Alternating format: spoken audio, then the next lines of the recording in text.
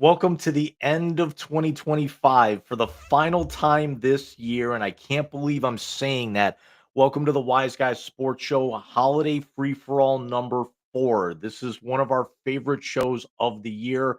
I'm going to bring in my co host, Mike Martinez. Mike, happy early holidays. We have a month off after tonight.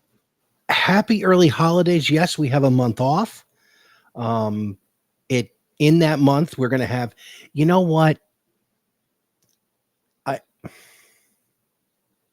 Sit tight a minute. Are you seriously pouring a drink?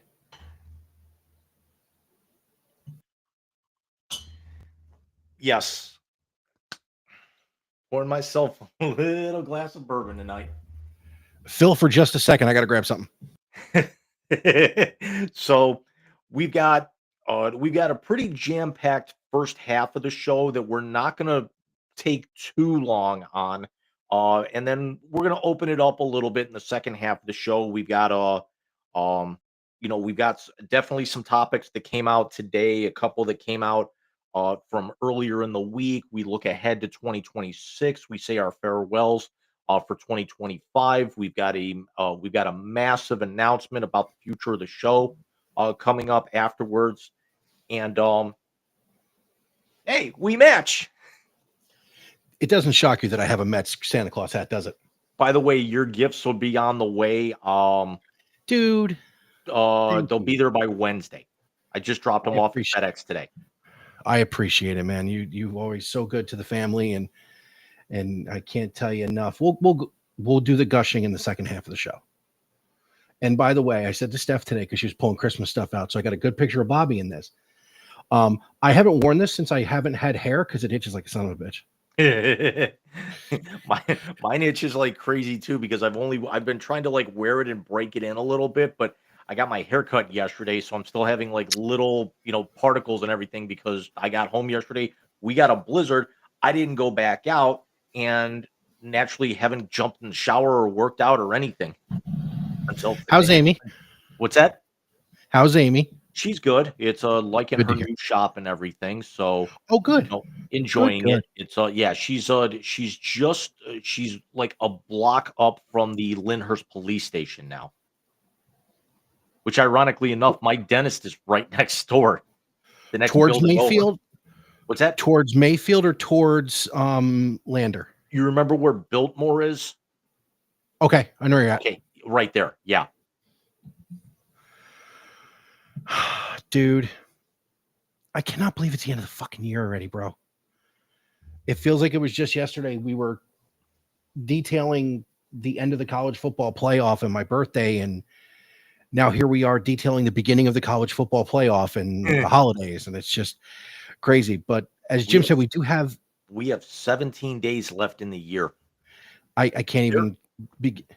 By the time we log off and go to bed, there's only going to be it's going to be probably just after midnight and everything, or really close to it. So we've only got 10 days till Christmas, man. Yeah, and speaking of around this time of year, first things first, I got to give a shout out. Zachary turned 22 on Friday.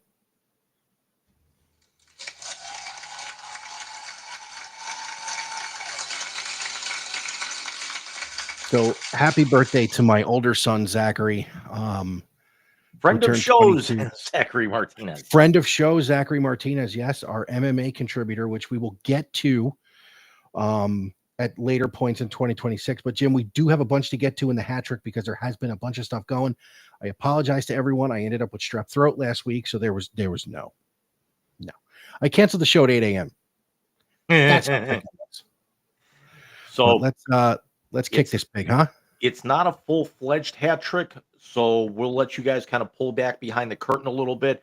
We've got two segments. You probably have an idea what they're both going to end up covering, and we're going to put the blast in the first half of the show, and then we're going to open up the entire second half of the show for our free-for-all holiday extravaganza. So yeah, let's get going.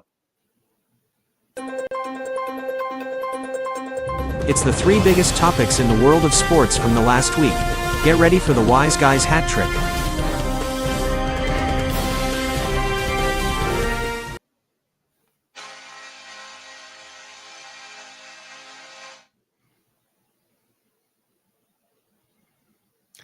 And it's that time of year again. The 12-team college football playoff field has been set. The top 4 seeds this year different than last year. Last year was the top 4 conference champions. This year is the top 4 seeds. It doesn't matter if you won the conference or not. You win. If you're one of the top 4 teams in the country, you're getting a first round bye. So it goes. Indiana, the champion of the Big Ten, which we talked about. The winner of the Big Ten championship was going to end up being number 1. At number 1, Texas Tech, champion of the Big 12 at number 2. Ohio State at number 4, excuse me. Ohio State is the 3 seed. Is the 2 seed. Or is the 2 seed. Okay, so that's right. They flip-flopped them. So Indiana and Ohio State do a flip-flop after a really good Big Ten championship game, although it could have been a lot better on both sides. Georgia ends up with the 3, and of course, Texas Tech is the 4. The rest of the field is very interesting because for the first time since the playoff began, the ACC's out. The ACC's got one in Miami. The ACC champion is out as Duke. Dude, who the fuck saw that shit happening? Yeah. So we'll run down the field. Indiana is the 1. They have the first round bye, the top overall seed. They will host the Rose Bowl. And I'm going to go here bracket by bracket. They will host the winner of the 8-9 game coming up on the 19th. It will be the number 8 Oklahoma Sooners hosting in Norman the number 9 seed Alabama Crimson Tide, a 3-loss Alabama team which I wholeheartedly disagree with in the SEC championship. We'll cover each of these individually. The number 2 seed Ohio State Buckeyes, the defending champions, will start defense of their crown on New Year's Eve in the Cotton Bowl, where they will face the winner of number 7 Texas A&M, who, except for that late loss in the season, could have easily been getting one of these first round byes, and they will host the ACC, the lone ACC representative, the Miami Hurricanes, who finished 10-2. That game will be played on the 20th at noon. The 3 seed Georgia Bulldogs basically get a home game in the All-State Sugar Bowl, as they will play New Year's night at 8 p.m. and they will host the winner from the 20th, the number 6 seed out of the SEC, Ole Miss Rebels, and we will certainly cover them here in a bit, against a group of 5 Tulane Green Wave in Ole Miss. And then the 4 seed, the champions of the Big 12, the 1-loss Texas Tech Red Raiders, will play their first New Year's Day game of any sort of meaning since the 2009 Cotton Bowl, and they will host the winner of the 5-12 matchup, which will pit Oregon, the 1-loss team out of the Big 10, in Eugene to host number 12 James Madison, who is actually in the tournament for the first time So, Michael, if you look at the breakdown, 5 out of the SEC, 3 out of the Big Ten, and 2 out of the group of 5. Yeah, it should be 4 out of the SEC. Alabama has no business in this tournament. And it's not that they lost to Georgia in the SEC championship game. I fully agree that teams that reach their conference championship game should not be penalized for that. They got their fucking doors blown off. Number one, they had negative rushing yards in that game. Number two, and number three, they lost to a 5-7 Florida State. So if you're going to count the head-to-head against Miami and Notre Dame, which was the other big thing in week one, you need to penalize Florida State or the Florida State loss by Alabama. I'm sorry. And again, everybody's going to be like, oh, you're just hating on Bama because you're a Buckeye fan. No. Because when I woke up sick as a dog on Sunday morning last week and saw that my boys lost a 13-10 nail biter to Indiana, I thought they should have been the 4 seed because they didn't win the Big Ten. So no, this has nothing to do with Alabama hate. This has everything to do with you lost to 5-7 Florida State. You lost to the team you're going to play in Norman in the first round, and you got hood stomped, pimp slapped, bitched by the fucking Georgia Bulldogs in the SEC championship game.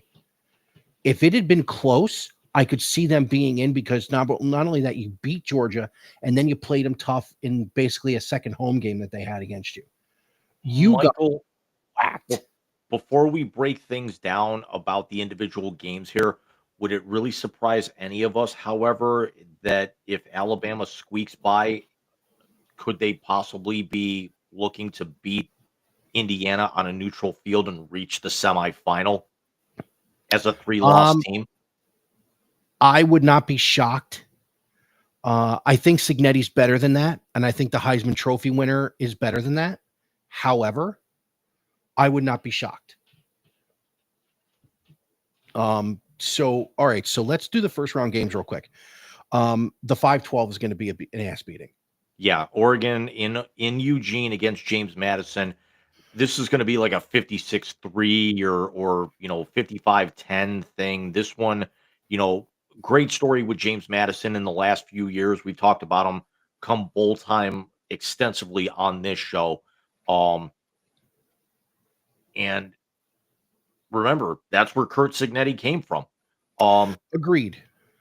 So good on Signetti. All he does is, to steal the line. All he does is win, win, win, win, win. Very true. So I mean, this would be like, if Herb was back there, so you'd have like, Florida and Utah and BG as a group of 5, Utah out of the Big 12 and the Buckeyes all in the tournament. So apparently this is the Kurt Signetti Invitational, and we have no problem with that. No, not at all. What he's done at Indiana is absolutely fucking remarkable. I did not get a chance to spend money over the weekend because of what his team did, and I have no problem with it. None. What he has done at Indiana is the best turnaround in college football history. But yeah, James Madison's going to get the doors blown off him in Eugene. I don't think Tulane's putting up much of a game against Ole Miss. I think for the good first round games, we're going to have to look at the 8-9 in Norman, and Norman's going to be fucking rocking. Yeah, but I think a lot of us are predicting that Miami Texas A&M game has got all the meanings of this is a game that honestly should not be in the first round. These two teams should be playing each other on a neutral site to look to advance as opposed to a home game because A&M was 1 quarter away from getting to Atlanta, possibly giving Georgia all they can handle, more than likely beating Georgia, I think, even as Lenore Sellers kind of come down to earth a little bit. And then here was a Miami team that even with 2 losses on the year, we were talking at length earlier this year, who was the better team in the country, them or Ohio State. They get clipped. Yep. They have 2 losses in 3 games.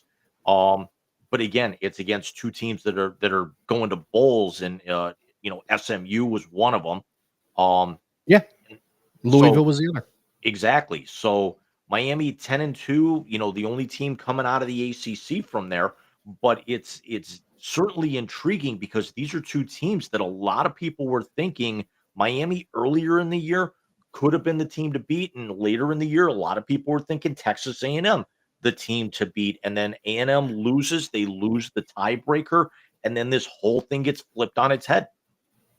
Yeah, that game's going to come down to which Carson Beck shows up.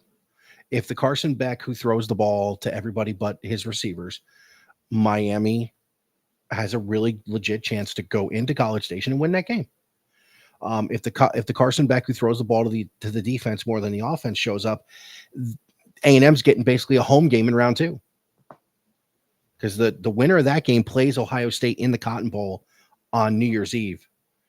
As I've already told people in my office, we're out of there on time because I need to be home for that one.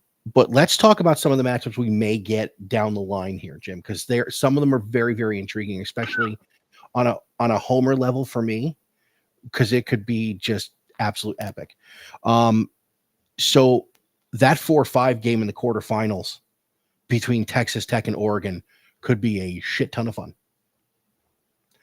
I think the there's a second lot round, of people that think that, and myself included, that Texas Tech, for as much as Notre Dame got slighted, and we'll talk about them here in a couple of moments, Texas Tech might have been the most slighted ones in this tournament with the way that the seedings fell. That, no disrespect to Ohio State, but the Buckeyes lose a conference championship game. Georgia goes out and wins theirs, and Texas Tech dominates theirs. Remember, Texas Tech was 34 seconds away in Tempe against Arizona State from going undefeated, and they beat their best competition in the Big 12, BYU, holding them to a combined 14 points in 2 games within a month.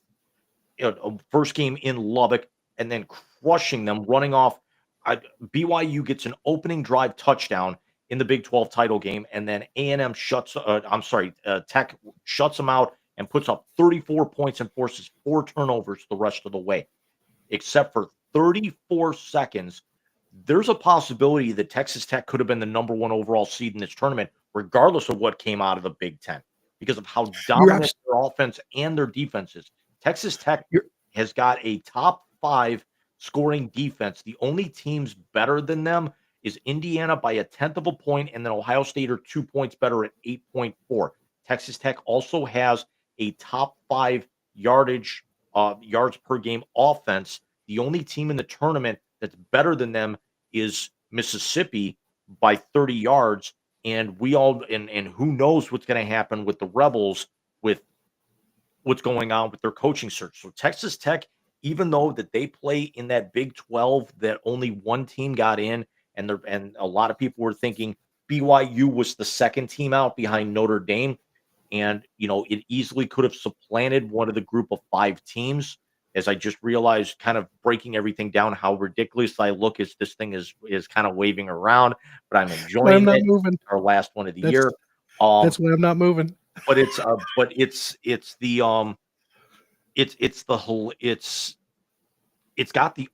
all the makings that, yeah, they got slighted, and this could be something that could come back and bite the committee in the ass for shafting them the way that they did with that seeding. Because Texas Tech's got all the possibilities of running the table with that defense, and the fact that their offense can score with anybody in the country, and has found that they and has got the numbers to prove it. Texas Tech might arguably be the most complete team on both sides of the ball in the country, and nobody is talking about them outside of Lubbock right now. Yeah, and nobody's talking about them, in fairness, let me say. Because BYU is the best team they played. Because Arizona State, who ended up outside of the rankings, is a team that beat them. When you talk about that portion of it, that's why the media is ignoring them. You and I are not ignoring them because we've actually sat down and watched them play and how good they are. So yeah, no, I think they're going to be a problem. I will say this though, Oregon has played really well since the Indiana game. Where is that quarterfinal game? That game will be in the Orange Bowl on New Year's Day. So really an actual neutral site. Correct. Because neither team. So yeah, that one. That's going to be a fun game, dude. I mean, realistically, the only teams that have a legitimate chance of hosting home games in this entire tournament, Georgia will basically have a home game in the Sugar Bowl in the second round. If Miami gets through Texas A&M and knocks off Ohio State, they'll basically have a home game in the Fiesta Bowl. I'm sorry, that would actually that one's out in Arizona. Never mind. So so Georgia is going to be the only one that has basically a home game for the way that everything else lines up. Or Miami, if they get to the national championship game, it'll be right in It's their in Miami. backyard in Joe Robbie. Yeah. I love that we still call it. I love that we still call it Joe Robbie Stadium. Yeah. I tell you what, I think the Rose Bowl will not be what it was last year. This will not be a game where Indiana just gets boat raced like the number 1 overall seed did last year in Oregon. The Georgia Ole Miss game, I don't think will be close. Honestly, I honestly don't. I think your 2 best games in round 2 are going to be that 5-4 matchup between Texas Tech and Oregon, and the 2-10 or the 2-7, whichever team it is, between the winner of A&M and Miami and Ohio State down at the Cotton Bowl. And I'm not going to say this to slight you. I think both of those teams in a puncher's chance game have a very legitimate shot of knocking off the Buckeyes and ending the reign. I agree with you. I don't think there's a clear-cut favorite in any other than Georgia against Ole Miss in any of those games. I think either Alabama or Oklahoma can beat Indiana. I think Texas Tech can beat Oregon, and I think the other 2 teams that Ohio State would play could beat them. Do I think it'll happen? We'll see. Let's see who. First of all, let's see how each team comes out of that first round. Because last year, if you remember, and all the cold weather teams hosted games except Texas, you had no injuries. And I'm not saying I'm hoping there's injuries. Obviously, I don't mean that. But let's see how these teams come out from the first round. And if anybody's hurt, you never a stupid fucking targeting penalty, you never know what can happen. What I'm hoping for, James, is that my boys get through that game and it sets up the one I have been waiting for since I moved to Brunswick. Georgia, Ohio State, and oh, by the way, it's in the fucking desert. So there is no home game. Yeah, if your kicker's got a chance to make one against Georgia, make sure he doesn't hit a boomerang shot like the last time that ball from Ruggles is still in orbit, and or the one that he yanked last Saturday from very true 17 yards. But the targeting flag's not getting picked up in the desert like it did in the Peach Bowl. So we're not going to predict who's going to win this thing all the way through. But let's put this one on. Let's put this one to bed here. Who is the team? And then we'll talk about the Notre Dame slight here for a couple of moments, because we've got a whole can of worms after that to open up. Who's the team that has the most to prove, and who's the team that's going to get hot? They're going to come out pissed off, and they could go on a significant run here and possibly win the whole thing. I have 3 teams, if I can do that, with that 2 questions. Number 1, the team that has the most to prove is Alabama. You got hood stomped. You're only in it because you're Alabama. And you're basically your game against Florida State got swept under the rug. So you've got a lot to prove. You got to go on the road. You got to beat Oklahoma and Norman, and then you got to play the number 1 team in the country. So they've got the most to prove, because I think they were the team that should not have been in this tournament, in my opinion. And again, it's not Bama hate. It's what the fuck are we watching? Teams, the second team with a lot to prove. I'm going to go ahead and say, I'm going to say Oregon. They were the number 1 overall seed in last year's tournament and got fucking boat raced. That game was over by midway through the second quarter. The Rose Bowl last year. When Ohio State took a 31-0 lead on a Travion Henderson 66-yard touchdown run. So I think Dan Lanning's got a bunch to prove it. And Dan Lanning's one of the best coaches in the country. We've said this a bunch. We've sung his praises.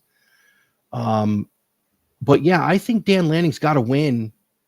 He's got to get to the national semis in order for him to start. I can't believe I'm going to say this. In order for him to not start getting the James Franklin comparisons.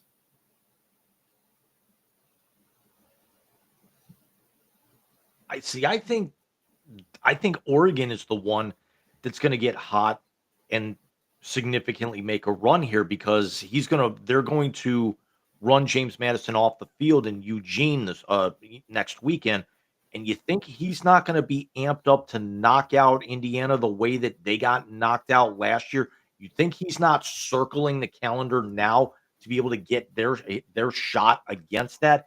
Well, Because he's got to get to the semis for it. chance. They've got a significant chance if they go out and they prove that Indiana's playing with house money and they knock them off. They've got they would actually get Texas Tech in the second round. I think I think they knock them off, and Oregon I think has got a legitimate shot here to match up against Georgia, A&M, or Ohio State for the national championship. I think Oregon they're out for blood this year. Agreed. And I think they need to be. And by the way, I had the Oregon and Bama Oregon and Bama were the ones with stuff to prove. The two that could get hot, Oregon is one of them. If they pick up the momentum from beating the piss out of James Madison and they beat Texas Tech, pray for Indiana. But again, I'm going to sound a little homerish here, but I'm going to say it. The team that could get hot and win this thing is Ohio State. And when you think about it, stop. I will quantify it like I always do. Because I've already said both those teams that are playing in that first game before them could beat them. But here's where they could get hot and win this thing. One, they're pissed off about the way they played in the Big Ten championship game because they played like shit. Two, you had the snubs at the awards. Sain finishes fourth in the Heisman. Smith doesn't win the Biletnikoff. All the crap that Caleb Downs is getting for winning the Thorpe Award. It's poster board material. Plus, you have what the kid from Indiana said at the end of the Big Ten championship game. They want to see Indiana and Miami so bad it's not even funny. So we'll see what happens. I think they have the ability to. Are they going to? Yet to be seen. Let's see how they come out. Jim. From what I've seen of them, and and you know me, I didn't watch a whole lot. Say whatever you want about their schedule. You go out and win the games that you need to. It's typical with that program. It's they should have ran Indiana off the field. Indiana, no, I don't think so. I think so. I mean, who's to I say? don't. What other than Signetti and Mendoza led you to believe that Indiana was a completely different team than the one that the Buckeyes ran off the field last year? The fourth ranked defense nationally. That was an entirely different defensive unit than the one that they just pimp slapped last year in the shoe. Entirely different. Number one, it was personnel different and it was scheme different. They had a better pass rush and their interior offensive line play this year, or defensive line, excuse me, was almost impeccable. No, I knew that the Big Ten championship game was going to be a fucking dogfight. I didn't think that the coaching would be as much of a bridge as it was, or a gap as it was in the way that the game plan was executed. No, I knew that it was going to be a low-scoring, punch you in the teeth. Whoever gets a big play or a big call or something to go their way was going to win that game. No, I didn't think they were going to run them off the field at all. If we had been on for conference championship week, I would have given the same thing. I would have picked Ohio State to win because, number one, I thought they could, and I'm a homer like that. But no, I thought Indiana's defense this year, dude, Indiana could do to Alabama what Georgia did to Alabama. I still think that, Indiana, I'm still waiting on the other glass slipper to drop and break because I agree. Still Indiana. It's a great story, but Wonderful. sorry. As much as I'm wanting Ryan Day to turn into a pumpkin, I think Indiana's going to get there first. Yeah, no, I know you do. But listen, but they've got, if you think about it though, they've got the bulletin board material to get pissed and get hot. And if they take the 10 or the 7 seed and beat the shit out of them, I'd like that. Almost as much as the main part of the next segment. And the coloring job I'm going to do on my shirt. Anyway. But let's be real. They've got the bulletin board material now. So let's see what happens. And like people said after they lost the championship game, it was a terribly coached, missed kick, 13-10 loss, and they won 16 in a row. Let's see what happens. If I talk any more about the Buckeyes, you're going to wish that was real. Yeah. Yeah, for anyone who's asking, it's non-alcoholic cinnamon whiskey by Spiritless. Really good stuff. Same flavor. It tastes like basically almost like watered down cinnamon candy with a little bit of spice in it. That sounds really good. Some definite smokiness. That sounds really good. Yeah, it's you got a Meyer down there? No. Okay. Although we're getting a super Aldi. Like, yeah, it's Meyer sells a whole bunch of these non-alcoholic spirits. I think like there's part of me that wants to go grab a I can't think of because I know Spiritless makes a regular whiskey, but this spiced one sounded really good. But there's another one that makes like rums and a bourbon and a gin that's really got me intrigued. But they actually said this Spiritless, it's all distilled basically by 3 women run the company, and it's really good stuff. They say this is like one of the few non-alcoholics you can actually drink. You can drink neat because a lot of these are really good for mixing mocktails. And this is really good stuff. It was $30 a bottle. I ain't gonna argue. That's really not bad. Mm-hmm. It's not bad at all. No, that's impressive. But let's get to the stupid now, please, because you and I do stupid better than most.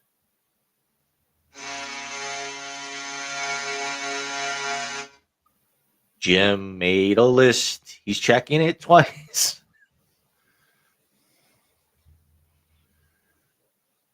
Okay. We will leave the bottom part for the end. It's pretty sad that it took me more time to get these put together for everything that we're going to talk about here with this segment than it did to redo the intro for the holidays.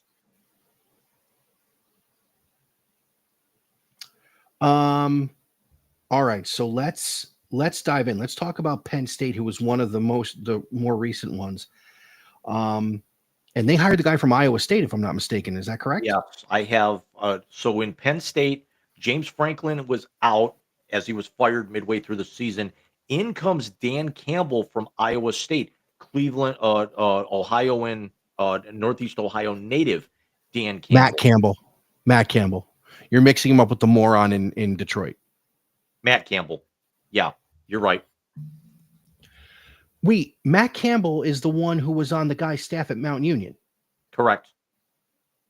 You know who else was on staff with him there? Sirianni.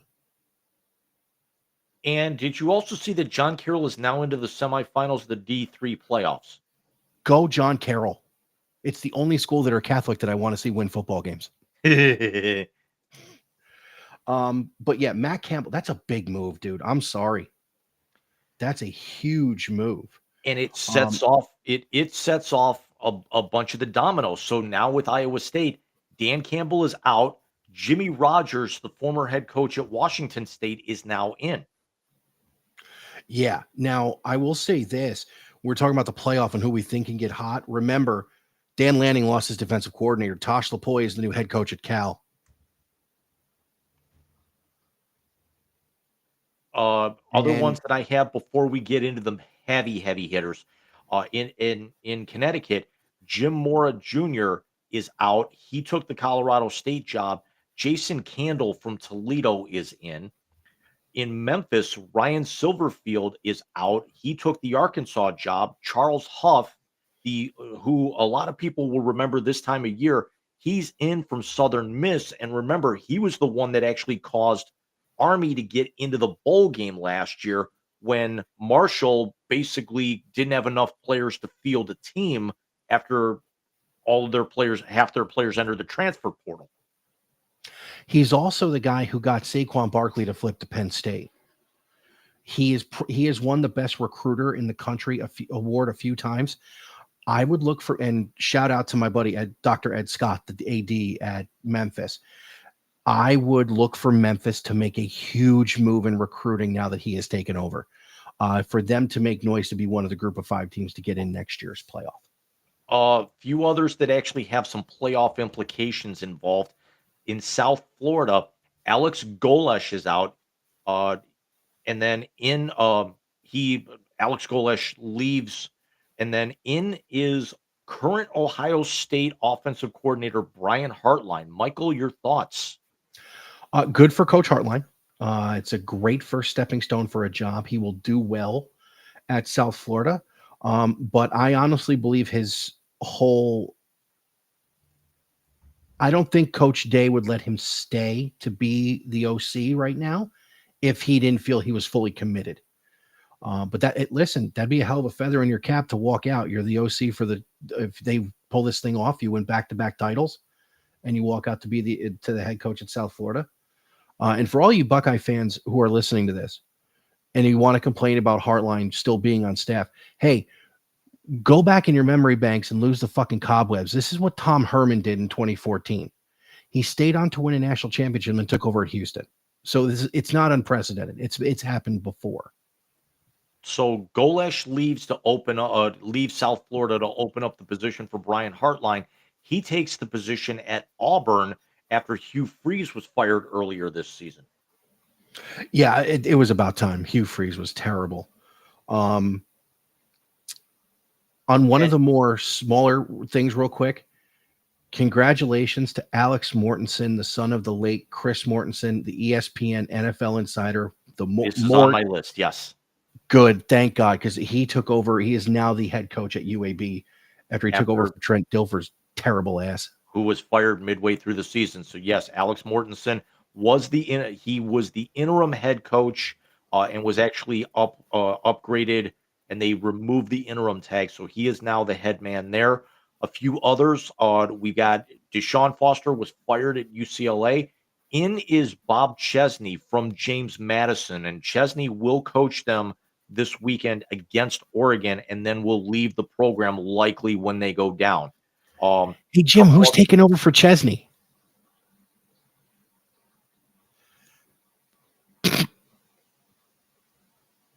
It's your favorite head coach in college football, not named Ryan Day. Yeah.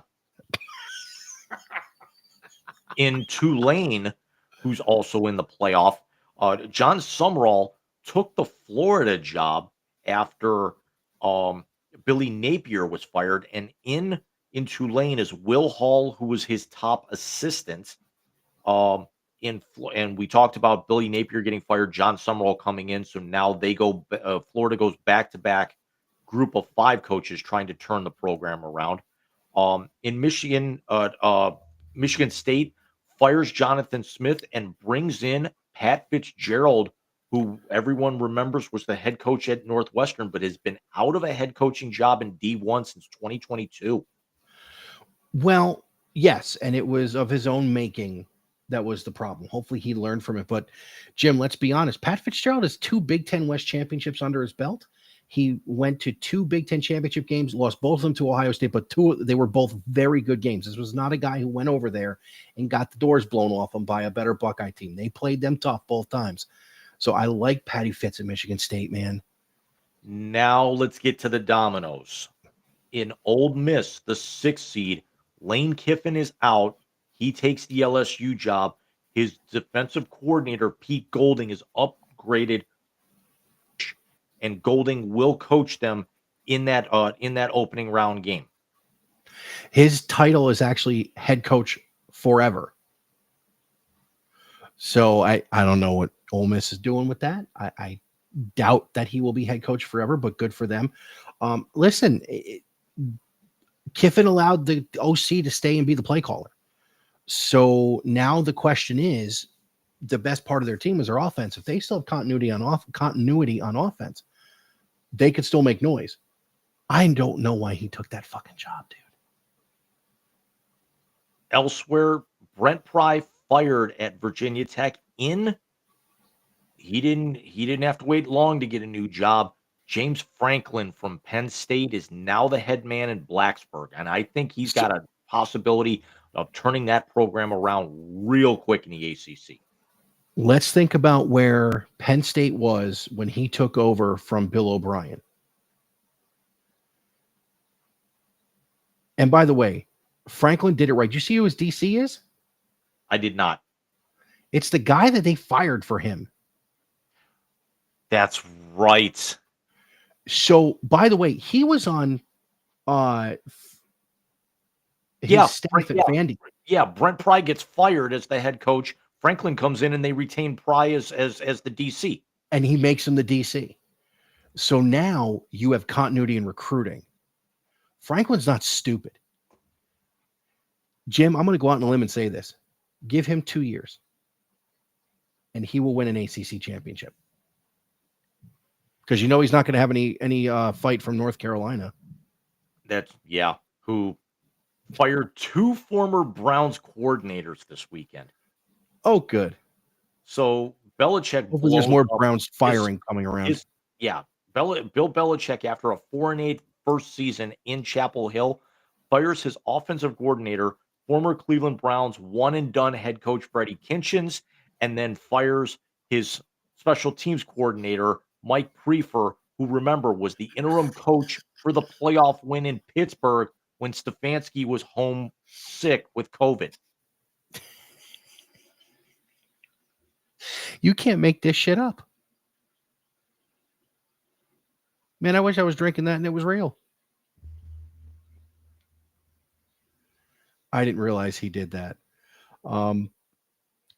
James, I do have a question. I have a quick question for you.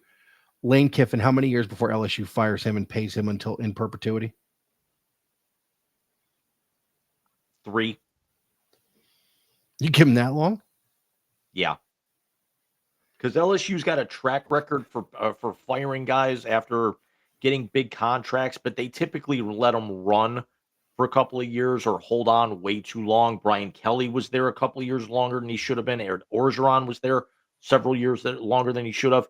Les Miles, how he actually lasted as long as he did, even after a national championship, is amazing. That's why Coach O lasted so long there, is because he was the head coach of that 2019 team. Right. That with Burrow and all those boys. So yes, let's talk about the new one.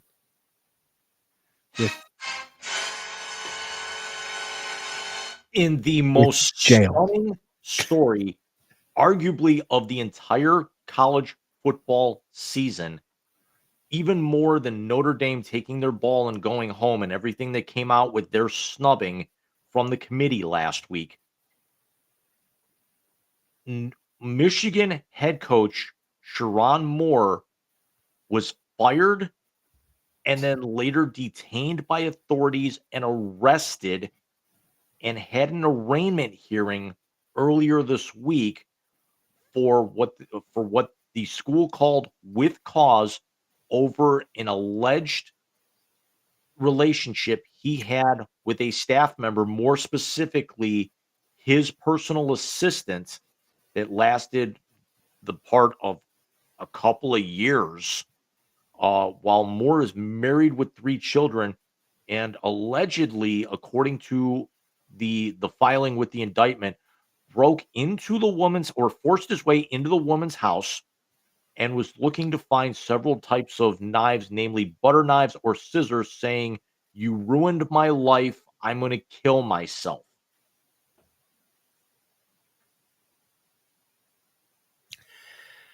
This is a truly sad thing. All jokes aside, and I have partaken in some of the funnier ones that I've seen. I have sent some to you, sir, which I found hilarious. Because the internet is undefeated with that stuff. But this is a sad, sad thing. Bigger picture. I'm going to ask you a question, and I want an honest answer. Is this the most corrupt 6 years in college football history? You'd be hard pressed to disagree. Um, but we also have to keep in mind that this is the stuff that actually got out since they changed things. Once one day the skeletons are going to leak with what happens in Columbus, Tuscaloosa, Austin, uh, uh, Pasadena. We're going to see the skeleton, little by little, we're going to see all the kind of the skeletons come out with because there's really no transparency anymore with this. The fact that college football is in the state that it's in, to where I read a story that the the quarterback from Maryland struck a deal to come back to school next year. I'm sorry, isn't that called a scholarship? Or the fact that it's worded as struck a deal? It's not a contract. This is not the pros. If it was, his eligibility should be tossed out the window along with all of college football and break them off into their own thing and get them away from the NCAA altogether. But I digress. That's neither here nor there.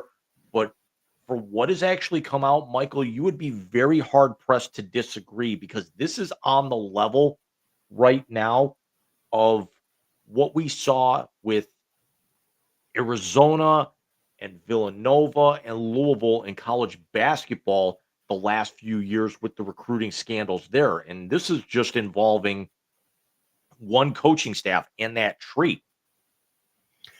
Yeah, and I know I wore the shirt on purpose tonight, obviously, for effect. Even And told my father about it too. yes, I did. Um, and I will send your dad the picture that I took that I sent to you saying, look what I got in the mail. But let's do the timeline quick. You go back to 2021 and started with Italian, where in reality, had the NCAA governed the playoff, which they don't, the CFP is its own thing. Michigan would have had games forfeit. They would have had wins vacated. There's no point in it now because all the hardware and everything has nothing to do with the NCAA. So what the fuck do they care? But you're talking about an institution that has a $30 million fine for the cheating. Their former head coach, Sharon Moore's predecessor, has 14 years worth of show cause in order to ever be employed in the NCAA again. He's on his way to the playoffs. It's not like he matters. He'll retire before he even thinks about it. Agreed, but this is the point. Right. 14 years. Sharon Moore has his own.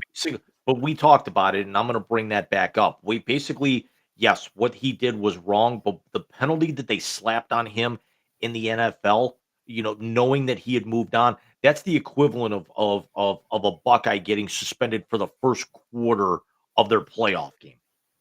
I agree with you. I'm not saying it's not. I'm just merely get it here. Right. And by the way, it's 14 years of show causes because he had a 6-year one before that for the recruiting violations. Right. You have a guy on staff there who was indicted by the feds for hacking people's computers. 5 Deweys from coaches, including Denard Robinson. I mean, this got SMU paying everybody and their mama written all over it. Here's the question. If this independent investigation, because you're paying the law firm to do it, so not everything's going to get out,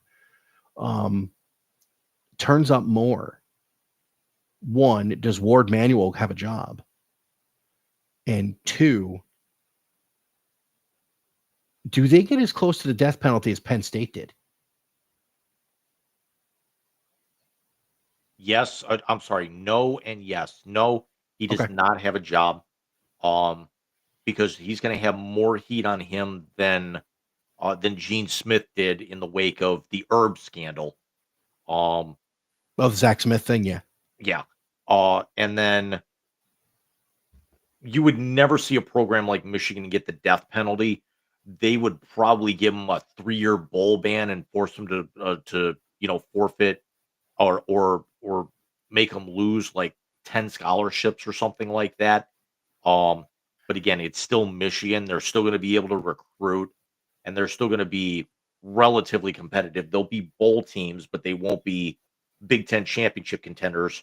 Um, up until and let's also see what's going to happen once there's a salary cap put in. Within certainly here by 2020, I guarantee next year, if things go out of control the way that they have this year and last, you're going to see a salary cap put in there to be able to try and level the playing field a little bit, so you don't have the same 5 or 6 programs competing for national championships, and then everybody else is, you know, we're happy to be here. Let's send our friends and family. It's a big payout for the university, and that's it. We only get the one game at this point. I think you're right on that. Next year's Michigan team will be obviously very, very different than what we saw playing Ann Arbor at the end of November. And Um, and on a side note with that, Moore not only fired with cause, but Biff Poggi will be their interim coach for their bowl game coming up here next week. well, speaking of their bowl game coming up next week, Bryce Underwood has taken everything Michigan related off his social media. Hmm. Um, Yeah, but so I think Texas. that's also no big shock just because it's like as much as he's been hyped up, talk about a disappointment. Good God, did you see the numbers I after the Ohio coming to the Ohio State game? I mean, we get that Arch down in Texas was overhyped, but he could actually perform, and you could probably figure he's going to come back for another year. You can't fix the machine that's broken with with Underwood. Kiffin could. He might have to. Well, I think he's going to transfer to LSU.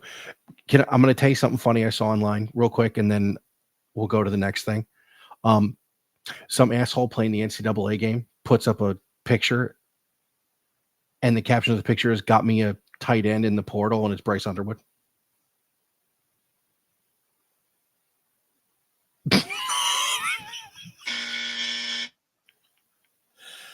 Michael, Can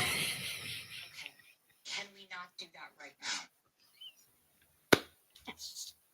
I was hoping for the Taylor at some point in time. Last question with the coaches. If you had one pick to turn their situation, and by the way, some of these guys didn't land in terrible situations. I think Matt Campbell ended up in a very, very good one in State College, because Penn State's bad year was more about underperforming and bad game plans than it was talent on the roster. Which coach of these four are going to turn things around the fastest? Kiffin, Campbell, the dude from Florida, or James Franklin? Franklin. You think I'm right on 2 years in an ACC championship? I'm not sure about 2 years, but he's definitely going to have them in the hunt. Maybe 2 years for a playoff appearance. But I'm Okay. not sure about. I mean, as long as Cristobal's down there in Miami, with the way that he's able to recruit year after year, and the fact that True. it is Miami, and then everyone still wants to be able to try and get Florida State back to prominence, and just their injury bug just always seems to catch up with them. Mike Norvell is not a dead man walking. He's not a lame duck. He can coach. It's just it's inopportune on unfortunate. But I certainly think because you figure, Campbell at Penn State, has a chance to turn things around. But now he's got to worry about he's got 3 teams ahead of him in the conference with Oregon, Indiana, and Ohio State. Kiffin, to be able to get LSU back to prominence could look good, but he's still got to go through Tuscaloosa and Athens to be able to get them back on top in that conference. Sumrall, he's got the chance to be the biggest turnaround because of how bad Florida is, but they've got a long way to go. First off, and that's why I think Franklin's got the opportunity because he's got that championship pedigree with with a Big Ten championship. He knows how to recruit, and I think it's better. I think it's easier for him to be able to pull a quarterback out of that Virginia area or somewhere out of the South, where it's still relatively warm this time of year, or it's certainly more conditionable because they're not playing in the dead of winter like they are up in Happy Valley. Very true. I will say this: if Garrett Nussmeier stays at LSU, I think Kiffin can move things next year to more respectability. If Garrett Nussmeier leaves, then we got to see what Lane's got in the bucket, because not for nothing, even if Bryce Underwood goes to LSU next year, he's not that good. Right. Yeah. So we've done an hour of college football. Let's actually shift over to the pros, the guys who should be getting paid millions of dollars over across a couple of sports here. And then we'll open up for the hijinks for the night.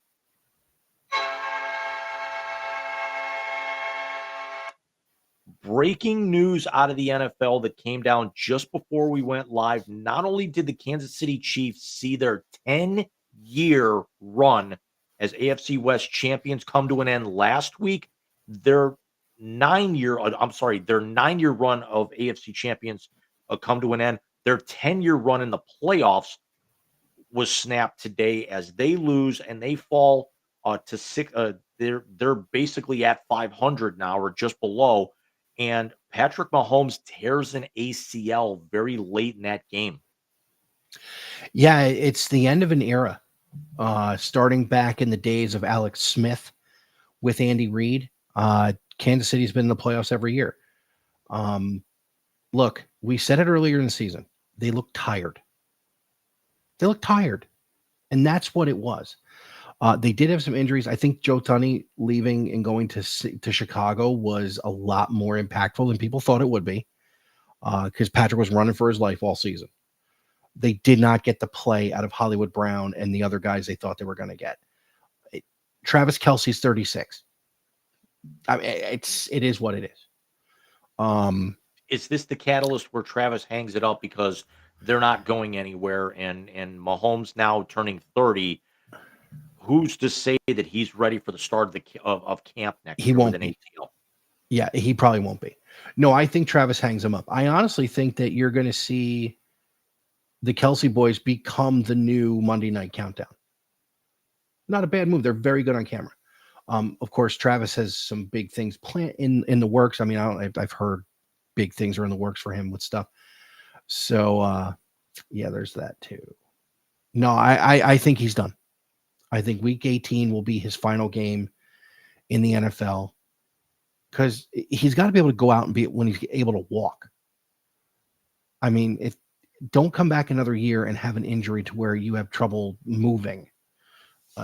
Get it done. But really quick around the NFL, I don't have a score ticker here because we're not going to spend too much time on it.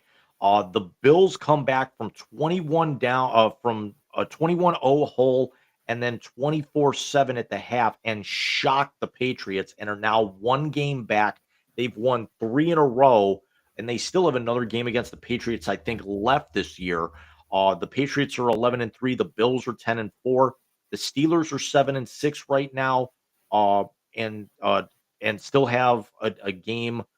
They're on Monday night tomorrow. Baltimore at 7-7. Jacksonville is 10-4. Houston 9-5, Indianapolis 8-6, the Browns, Bengals, Jets all eliminated. The Chiefs and the Raiders both eliminated. And the Broncos are the only team in the AFC with their 12-2 record and their NFL best 11-game winning streak are the only team in the AFC to have clinched a playoff spot. In the NFC, the Eagles are about ready with either a win or a Dallas loss, as the Eagles will play on Super Saturday, would clinch the NFC East.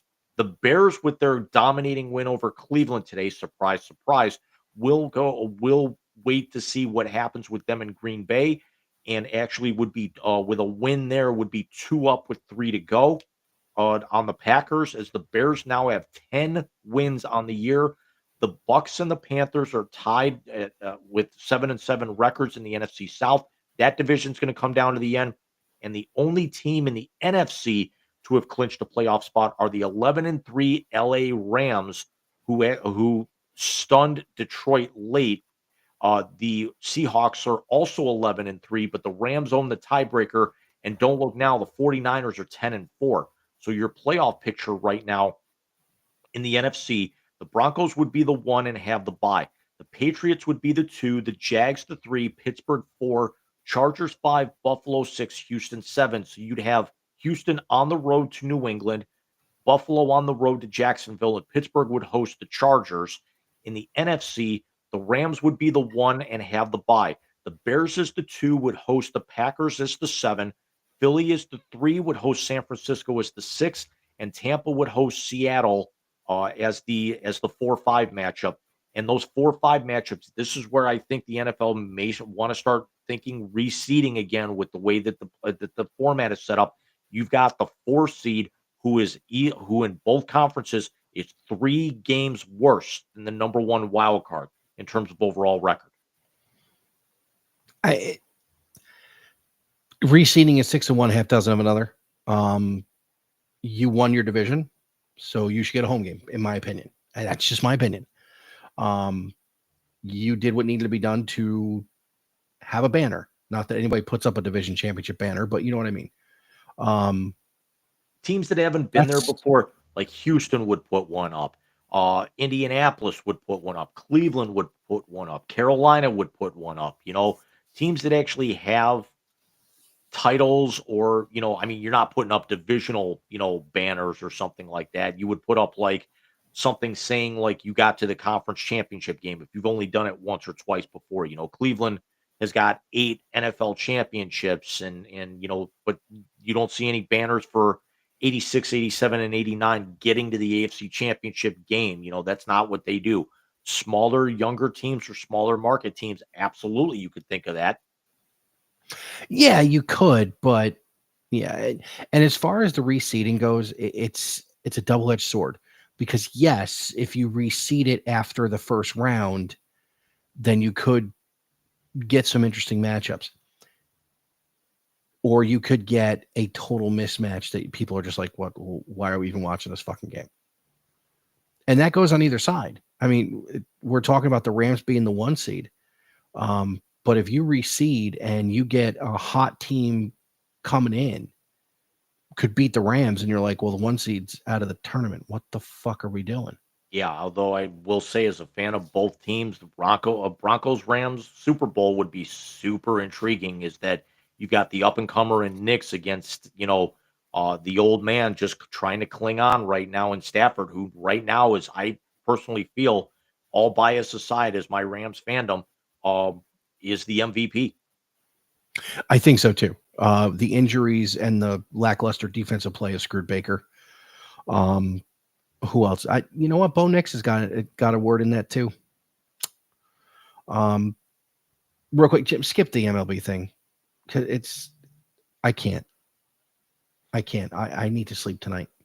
And on back on the 12th, which was a couple of nights ago, Vancouver Canuck captain Quinn Hughes was traded to the Minnesota Wild in a blockbuster deal that saw 3 roster players and a first-round pick head to Vancouver.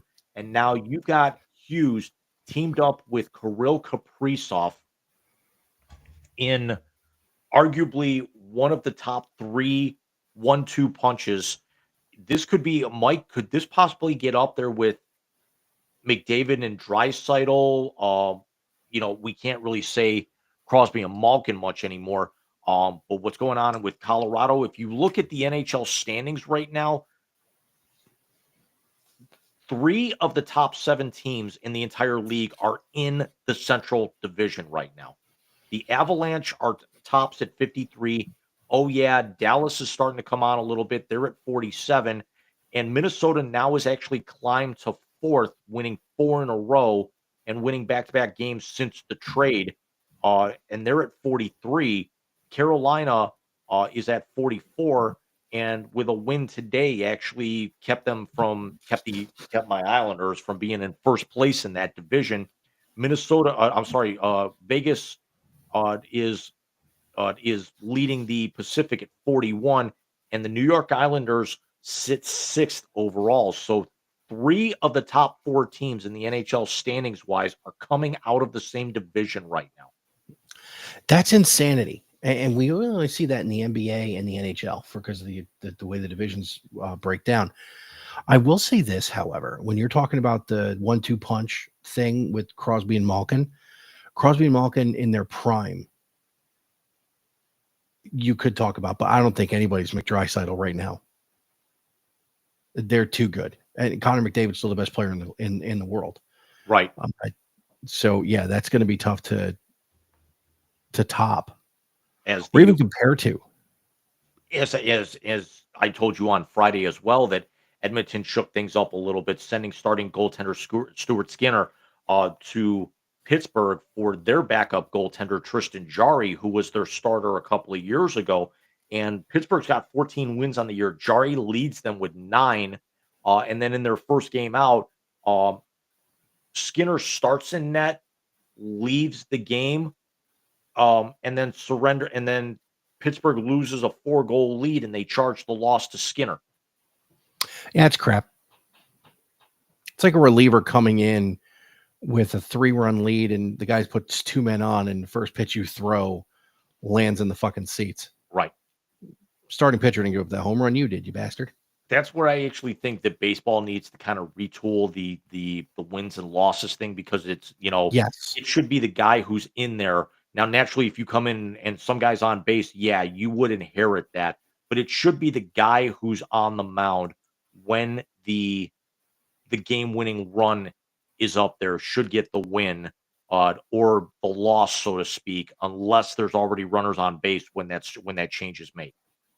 Yeah, agreed. That I agree with that. And as far as Skinner being in Pittsburgh, shit, they sent him to fucking exile.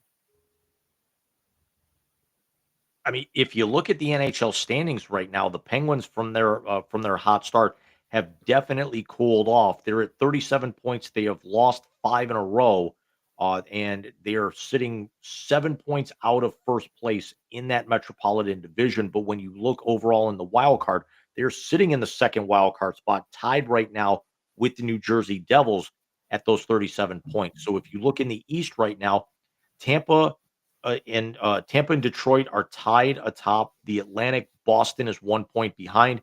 In the Metro, Carolina is the number 1. New York and the Capitals are right behind at 41 and 44 respectively. The Flyers have the first wild card. The Penguins have the second wild card. In the West, it's Colorado, where they've been all year atop the Central and the Western Conference overall.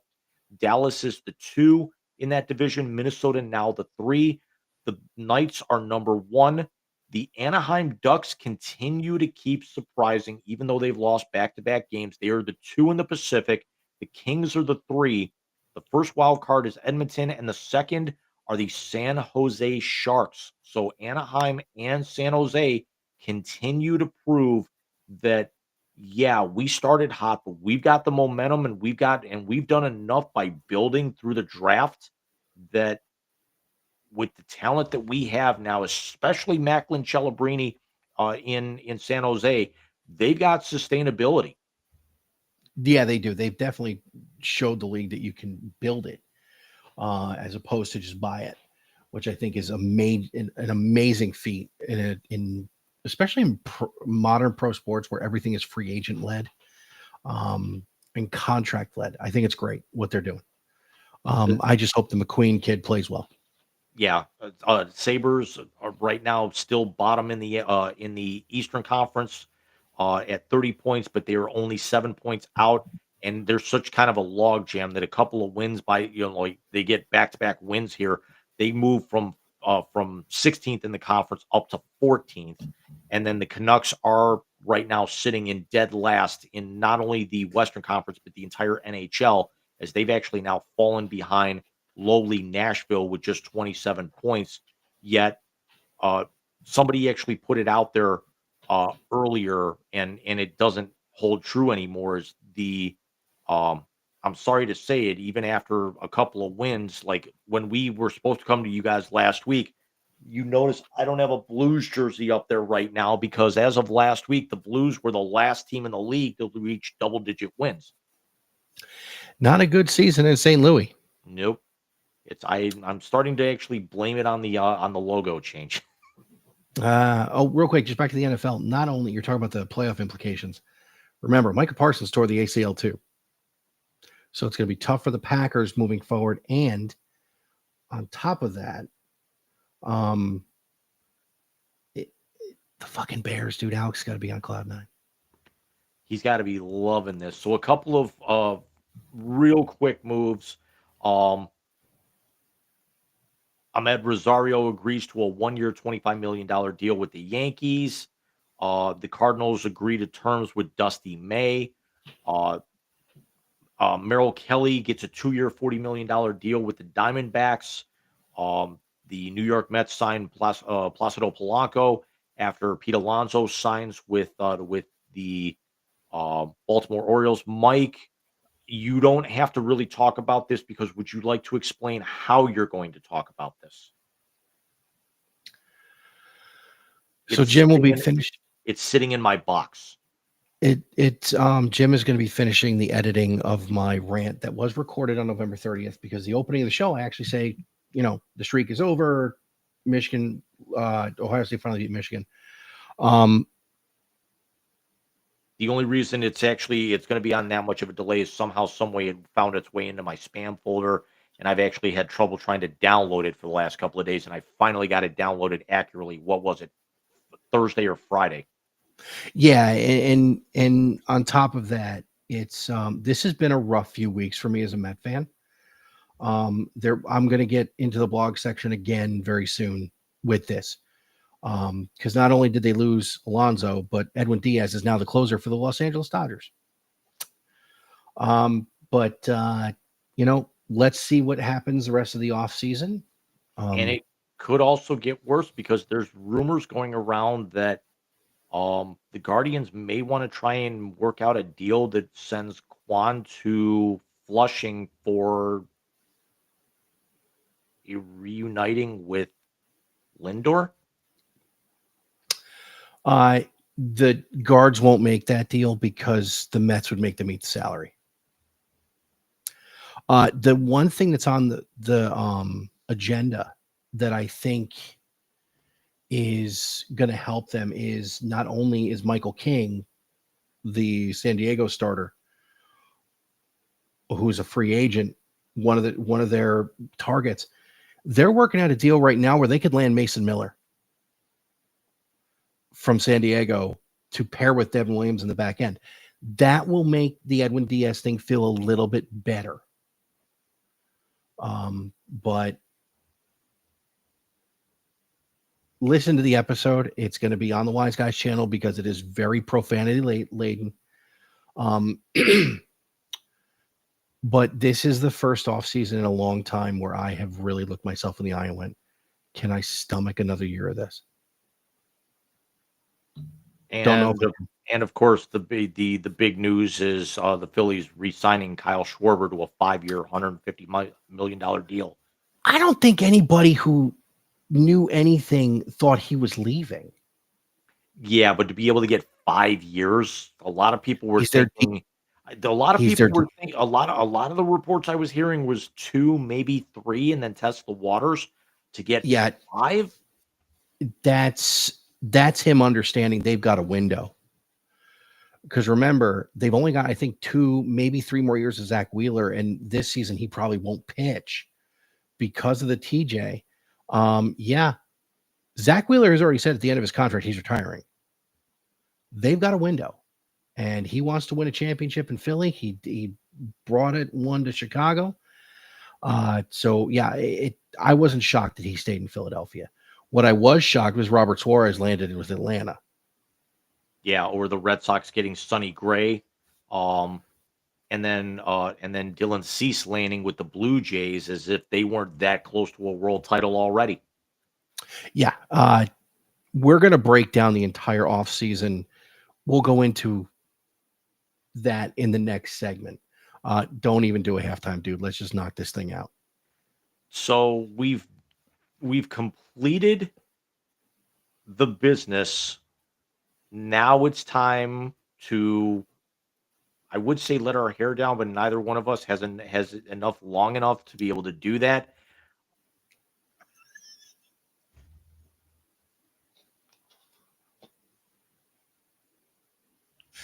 I can do that shit too. That's churlish. Speaking of James Franklin, It's not a blast, but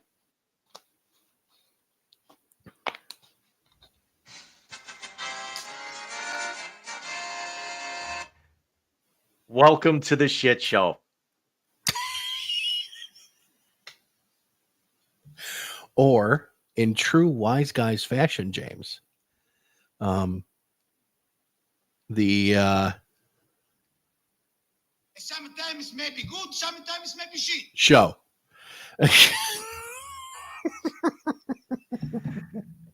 So we're gonna start the free for all with a staple. We don't have many of these. We didn't have many of them for the year. But we're gonna start tonight with one of the off the rails segments. I don't have the episodes that they were listed under, but as we were just talking about baseball, we'll go back to you know what? I probably could get the episode if I really wanted to, but it doesn't really matter. But you're going to notice a theme with all three of these. So let's actually go back to one with our Big Rican Hot Stove All-Star game, All-Star festivities segment, and I draw a line in the sand for Michael. The three things right now that I'm like reading up on between Twitter and Threads and every place else, the three big names that are going to be on the move are Jacob deGrom, Alcantara from Miami, and there is a lot of groundswell that Paul Skeens is going to get traded. Paul Skeens is not getting No way. No way. Paul Skeens is not getting moved. He doesn't play for Cleveland. He's not getting traded. No, he plays for Pittsburgh, which is just If he played for Cleveland, I would say yes, he would get traded, but no. oh. This is what I get for swimming with the kid for 2 days in a row. I mean, if they were to trade him, if they trade Paul Skeens, they're getting 9 active roster players. Like a full new squad. I'm going to do this now. If Paul Skeens gets moved by the time we come back on the air, when we do our college football preview, I will give you 10 uninterrupted minutes and step off camera to shill and splooge all over Ohio State that you want. Whoa. Write it down, Mike. Write it down. It's on the fucking internet. It's never going away. And if not, And if I not, will make an OTR of that as a reminder. yeah, it's status quo at that point in time. The only reason I said Skeens could be moved is not wishful thinking. It's not anything other than this. The Pirates know he's not staying. They know it. If they think there's a chance, they're beyond stir crazy fucking stupid. And that saved me 10 minutes of letting Mike go off the do whatever he wanted to. So thank you, Pittsburgh, for not giving in.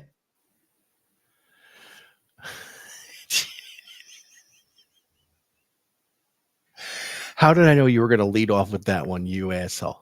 Well, because of the other two were just too good to waste. That's true. That's very true. No, we didn't have many OTRs this year, and they all seem to involve other people. Oh, just wait for the other two. I haven't Oh, told I you can't which even ones imagine. they are, but you got an No, and I'm idea. trying to remember. I probably have an idea once I see them, but I should have known you were going to pull that one out first. You call and I'm going to cut an OTR about it. Okay. I tell you what, though, this year we were uber content heavy. Is it just me or did 25 have more shit going on? It really did. It really did. It's I mean, we went long form. We actually tried to get out earlier, in certain aspects, and it never came to fruition for most of it. But we'll actually talk about that here, in a little bit. Um, Try to actually keep it a little bit more kind of tighten up, and we'll talk about that here with our huge announcement in a little bit. But Michael, it's I mean, as much fun as we have doing this, anytime we can get either of the boys on, it's just always, always, always just chaos. To paraphrase the cult classic, this is Spinal Tap. It goes up to 11.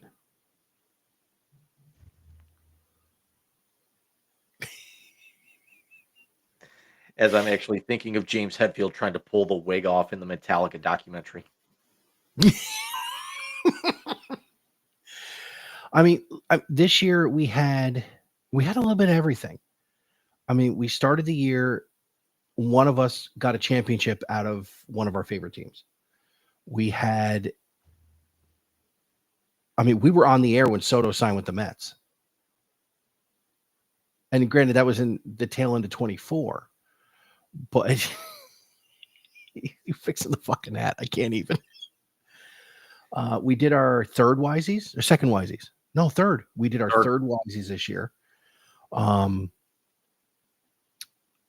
we have speaking of which, we don't know exactly when, but the 2026 Wisies will be our first episode back in 2026. We're still trying to decide if we're going to do the 11th or we're going to do the 18th. We have an idea of possibly doing the 18th, and we'll let you guys know on social media. We got some big things hopefully in the pipe here for 2026, but we don't want to give away the big announcement just yet. But while we're on the topic of thinking of time with the boys, the number 2 OTR of the year. Let's go back to our Big Rican baseball show, and I know what number 1 is. I know what number 1 is. I can't even really say anything. John, take it away. There's one more baseball thing we want to talk about, and we discussed the hats before. James, we all know, if you could pull up the picture, please. Don't put it up yet. Put it up in a second.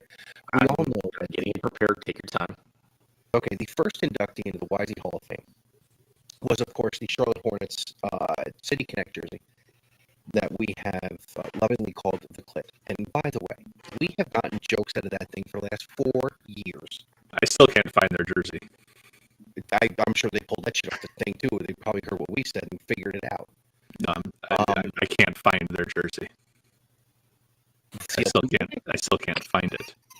Oh, yes. Well,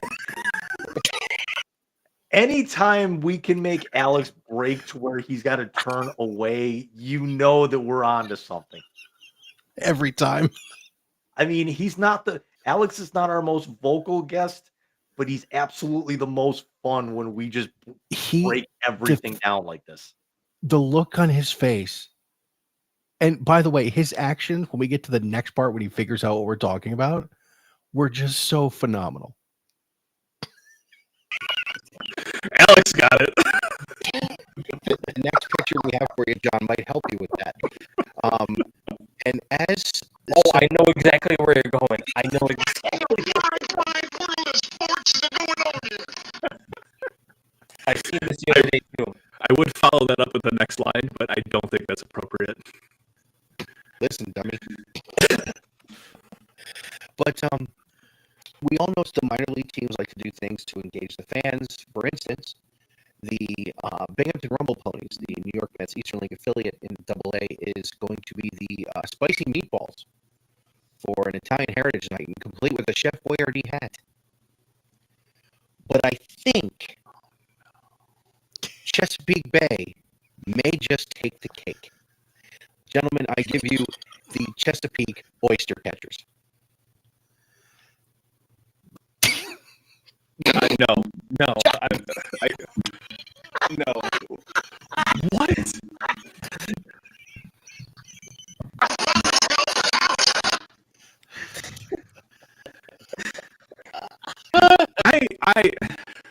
John, when he presented this to me yesterday, the only thing that I heard, and it's not a cliche for me to be able to play it on the soundboard, but it was the only thing I heard in my head.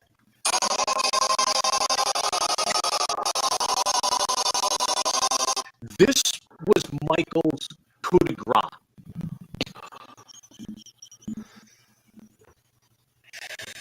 Oh, God. This is Michael's pièce de résistance. All right, guys, can we tone it down for a minute here? To all the creators of these insanely ridiculous team logos, I'm submitting my application for editor and final say person to oversee these decisions, because whoever is doing it is a moron.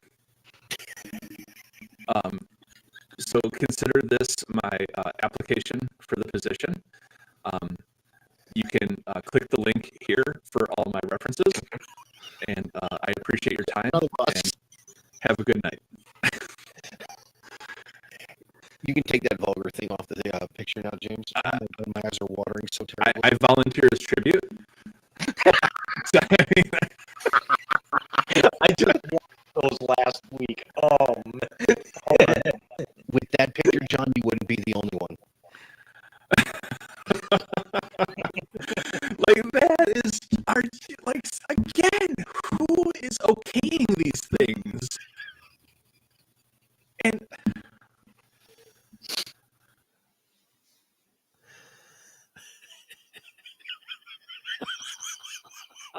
I volunteer as tribute? But Alex, when he figured it out, this was just oh my God. So I know what number one is. Yeah, we all know what number one is, but the second,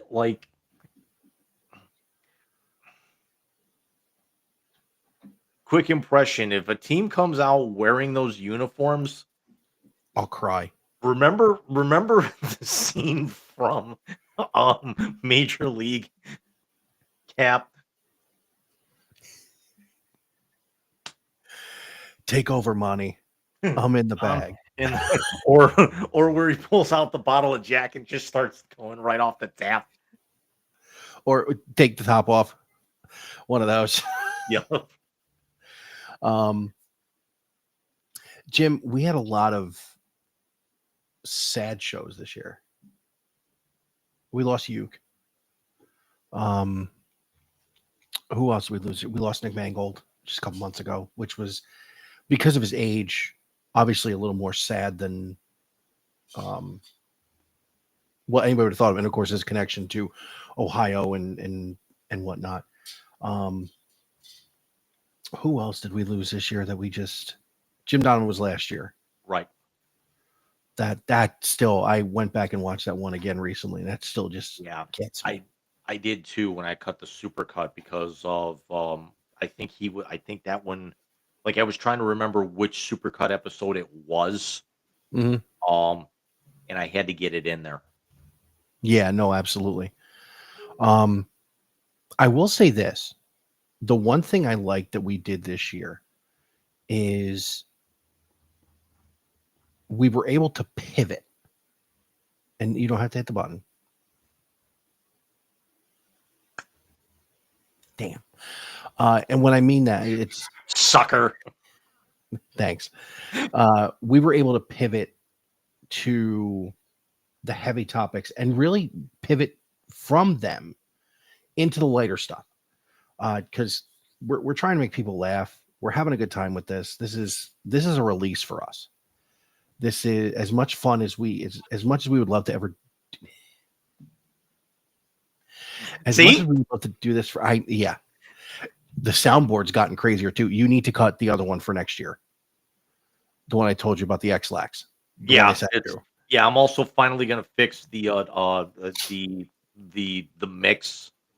I'm gonna finally figure out a way that I can get that back on. I got to send you. Someone did Beavis and Butthead as adults, and the Saturday Night Live guys. No, the return of Cornholio is he's at the drugstore and he just starts throwing pills in his mouth.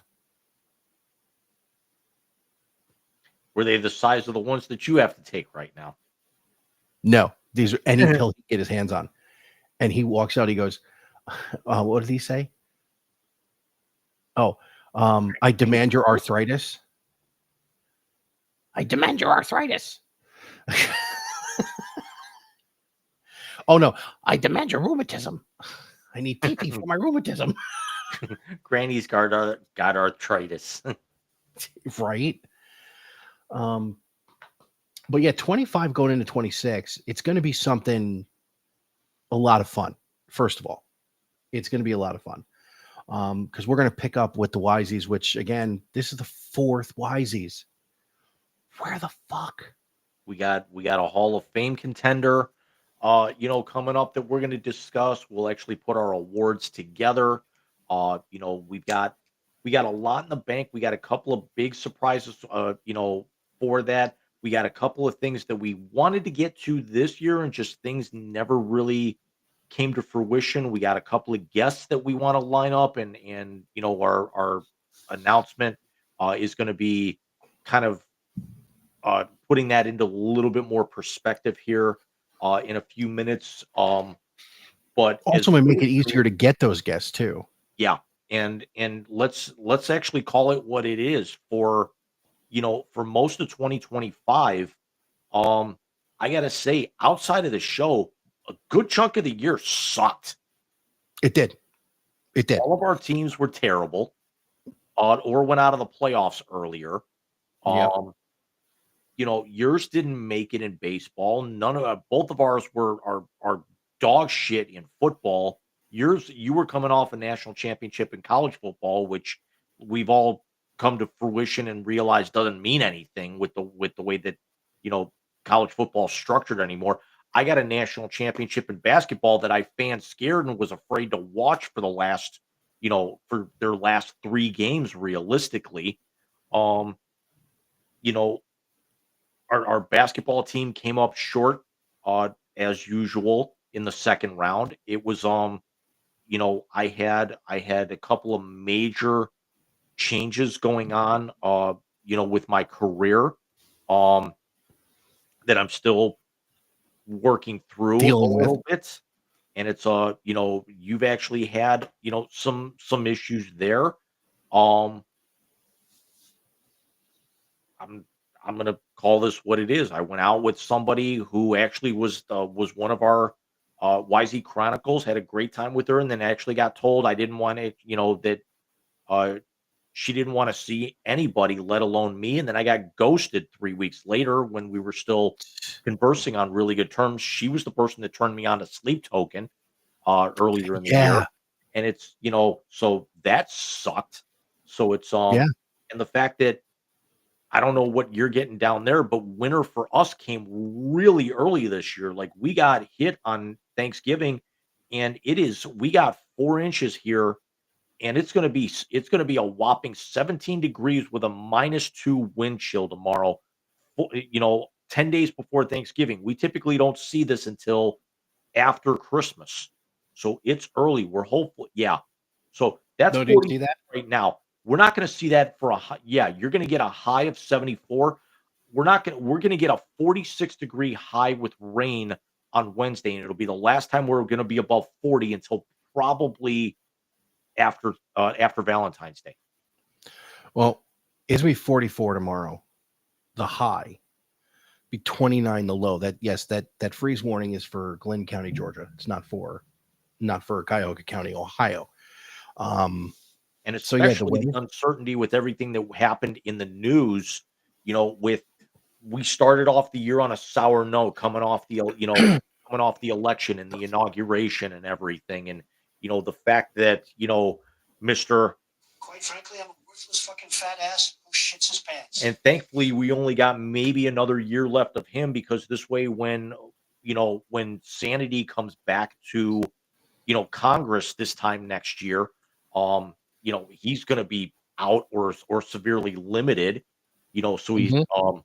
I mean, we're starting to see the hammer fall down on some of his cohorts and everything. So, I mean, that hanging over the fact that we turn to sports, you know, as a distraction from all that shit, because really anything outside the sports world sucked. John Cena retired. There goes a part of our Dude. youth. Dude, did you see everybody who was there? Yeah, I watched it. I paid for a full month of Peacock just for last night. Canceled it 5 minutes after I signed up, and it's like, why did I sign up for this? Because the whole night sucked. I did enjoy Joe Hendry coming out with Miz and R-Truth. That was good. Those two young guys that tag team that went up against AJ and Dragon Lee, man, those guys are going to be fun. Yes, they are. But my favorite part about it wasn't so much that it was Hendry with those two. It was R-Truth dancing to Hendry's music as Miz has no idea what's going on. That was the best part of the night for me. By the way, I think Cena tapping out with a smile on his face. Chef's kiss. Yeah, for me, my favorite part of the night had to have been, even though I'm not the biggest fan, Sol Ruka beating Bailey, um, because I'm a bit of a fan of hers, and I also there's part of me that's starting to wonder. Bailey's contract is up in a couple of months, if not the end of the year. Could she possibly jump to AEW? Because who's her best friend? Mercedes Monet. That's right. And Mercedes is actually talking. She already interrupted the celebration promo of the first ever AEW Women's Tag Team Champions, the Babes of Wrath. Okay. On Wednesday's show. So I'm like, could they be setting up? Could they actually be playing this out a little bit to be able to get Pamela Bailey, there? Because if her contract expires, she could actually show up the very next night. If they release her, she's got 90 days where, there's a no compete involved with that. And I'm also with going back to Sol Ruka match. I think she's very good for some of the acrobatics she does. I'm also a big fan of her tag team partner Zarya, which I remember her as Delta. Okay. She's just built as a brick shit house, and just she would intergender with the guys and be believable just because of how much of a powerhouse she is. She's like a thicker version of Jordan Grace, and she hits harder. Okay. Still wouldn't want to mess with her. Just No. me. And the fact that she's 26, she's Aussie, and without the makeup and her hair kind of straightened out because she kind of shaves down the sides of her head and everything. Very, very pretty young woman, and it's very, she gets it. Oh yeah, no, it seems to be the women's division to me now. They all get it. Yeah. But James, what do you say we get to the final OTR and then band practice and the announcement? We can get to bed early tonight. I think it goes without saying, and fuck it. Yeah, I think there is. Okay. I think 6 and 7. As we're down to about 5 minutes, final thoughts before we officially kick this pig, gentlemen. As you can tell, this was in stereo. It's not going to show up synced up properly with the way that the video comes through, but we go back to draft night. I knew this was it. Bold prediction for tonight. I'm going to get yelled at because someone does something fucking stupid and I yell with the rest of us. What are the Browns going to do, guys? Fuck up. Fuck it up.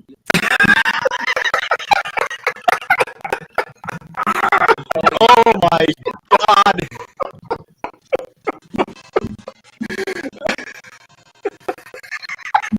That's okay. What time is it? That is, ladies and gentlemen, that was not scripted at all. I kid you not, that was like a church choir right there. You guys were fucking sing. Oh my God. Hey, Jim, when the Browns are on the clock, you need to play the music from the translator.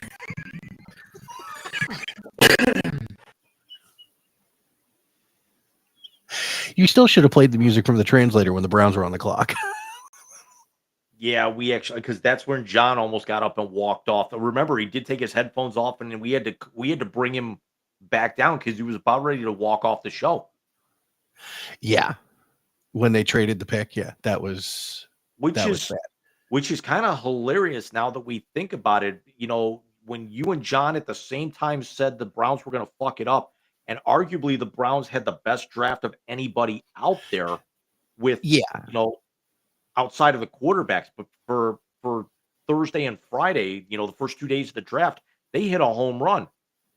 They did. They honestly did. They got arguably, they got the only pick in the top 5 that had any kind of productivity, because Campbell went out with an injury for the year. Cam Ward hasn't figured anything out realistically now through 14 games. And Travis Hunter went out for the year with an injury. So, the Browns hit on Graham, and then they get arguably the best. They get the defensive rookie of the year in Schlesinger early in day 2. Good. He had 13 more tackles again today. I saw that, and he's going to break the record next week. Not against Josh, I don't think. I think I'd love to see him do it in 2 weeks against Pittsburgh. They actually said on the broadcast and on the post game, I kid you not, there will be more Bills fans in the Factory of Sadness next week than there will be Browns fans. I wish it wasn't going to be so goddamn cold. I would go. I hear you. Oh, by the way, congratulations to Josh Allen. He and his wife are expecting their first child. Look at that. Phillips Rivers comes out of retirement and somebody else is having a fucking kid. Yeah, what was the stat that they threw up earlier that Philip Rivers is the oldest man in the NFL. Dylan Sampson from the Browns is the youngest man, and Rivers was drafted the year that Sampson was born. Philip Rivers is the first grandfather to ever lace him up in the NFL. But James, I think for one final time in 2025, it's time for band practice.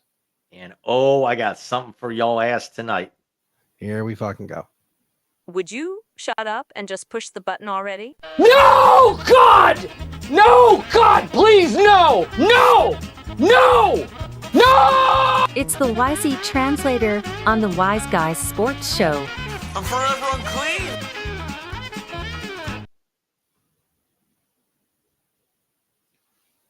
Yes, ladies and gentlemen, it is the YZ Translator. It is the best segment of the night because it is the last segment of the night. It is the moment when James and I give each other names inside or outside of the sports world, and we come up with the first thing that pops into our head.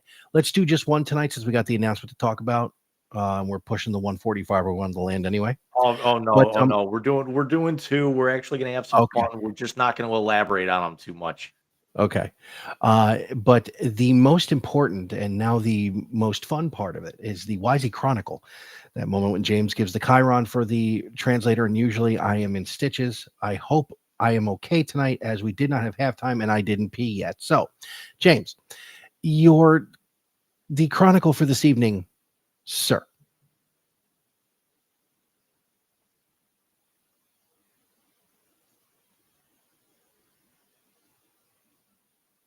I have never seen something more poetic and or correct in my life. Spot fucking on, sir. For what it's going to be worth for my little Christmas present to you in advance of your gifts, let's just say that I have got a lot of editing I'm going to be doing this week. Oh, here we go. I have a So month to do it. James, unlike last time, I am going to reclaim my spot as being the first person to give a name. And James, your first name in tonight's Wisey Translator is the DoorDash driver that busted Sharon Moore.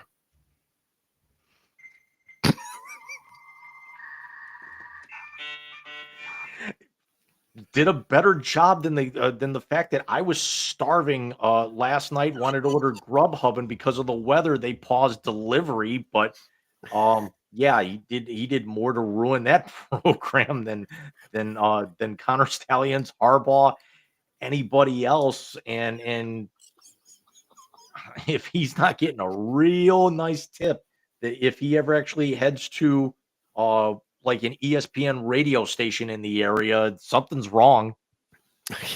Do you know that more people have turned AI and made Ryan Day the DoorDash driver?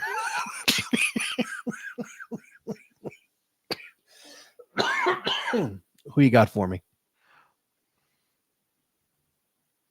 This ought to be good. But wait, there's more.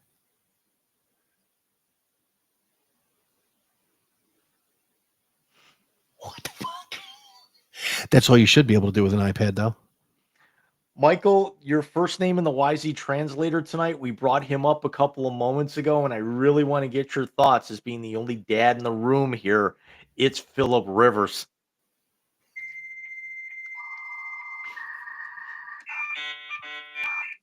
I've seen people doing shady shit for insurance in my life, but this is the fucking worst. Dude, what's wrong with you, bro? I mean, you have grandchildren to worry about. You're supposed to be bouncing them on your knee, not trying to throw 30-yard dimes in the pros. Oh. Oh God, oh man, if you talk about truer words never spoken with what I gave you earlier, the fact that he still got them in play, even after Jones, let's be honest, he was going to win comeback player of the year. He still very well might. But he was also in the running for MVP. Indy's lost 4 in a row, but they're still sitting, knocking on the door of the playoffs here. I think Rivers is going to be good for them. It's veteran leadership. He knows the offense from being there before, but the only passes he should be throwing right now is pass the baby. I need to take a nap. Oh God, they write them right now. They really do. They really do. Is the Grim Reaper the new trainer? What is going on in Indy? Yeah, Jonathan Taylor, keep your head on a swivel, man. Bro. This is insanity. All right, so I got one more for you. Uh-oh. Oh, is this something you had for my ass? Is the different Chronicles?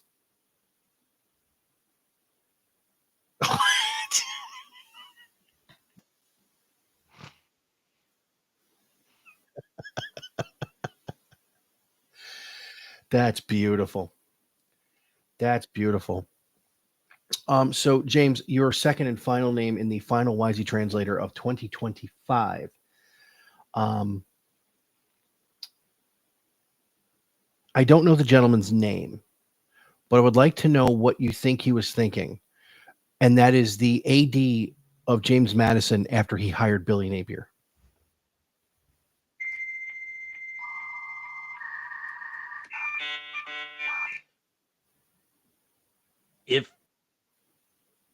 If college football is essentially turned into the light version of the NFL, did we just see a coach's trade at that point? Because Florida signs James Madison's coach, and I mean,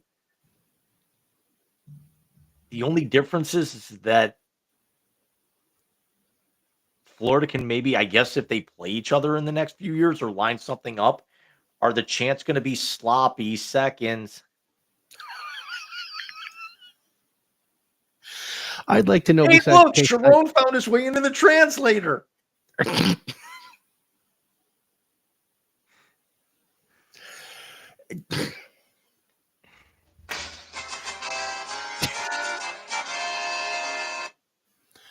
Listen, just because you have precipitation coming out of the sky, there will be no snow bunny references. Do you understand me?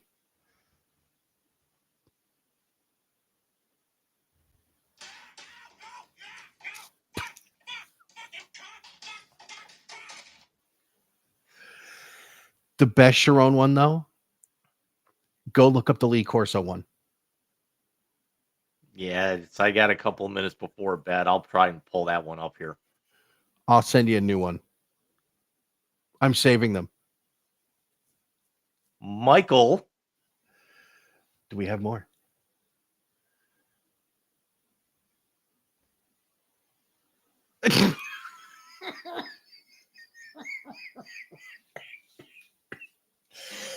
Your final name in the YZ translator as we close out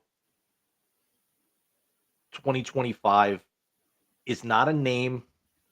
It's not a team. It's an entity because it's now going to go into our big announcement. Michael, your your final entry into the YZ translator for 2025 is the current format of the Wise Guys Sports Show.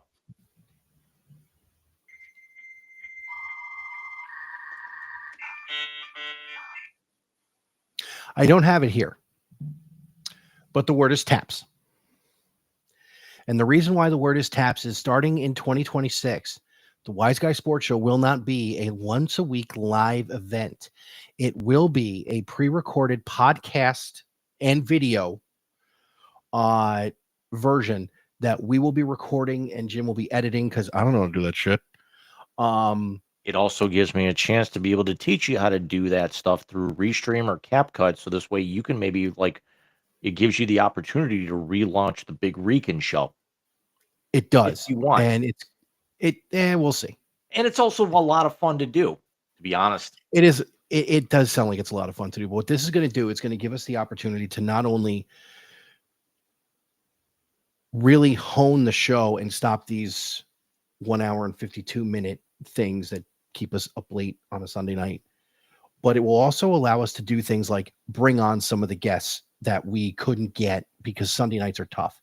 It'll give us the opportunity to tackle topics and not have to worry about going forever on them.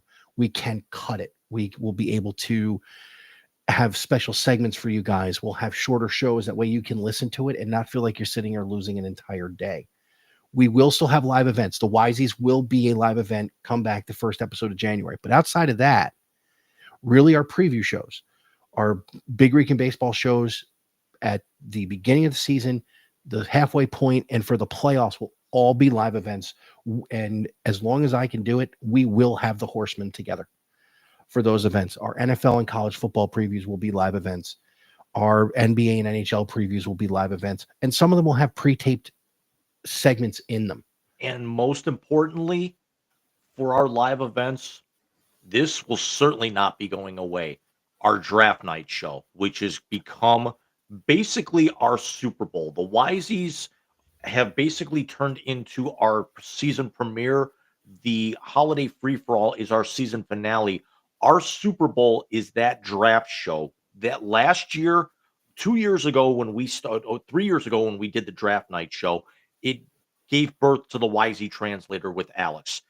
The following year, we had a great time with it. Last year, we turned a corner. We did almost the entire first round.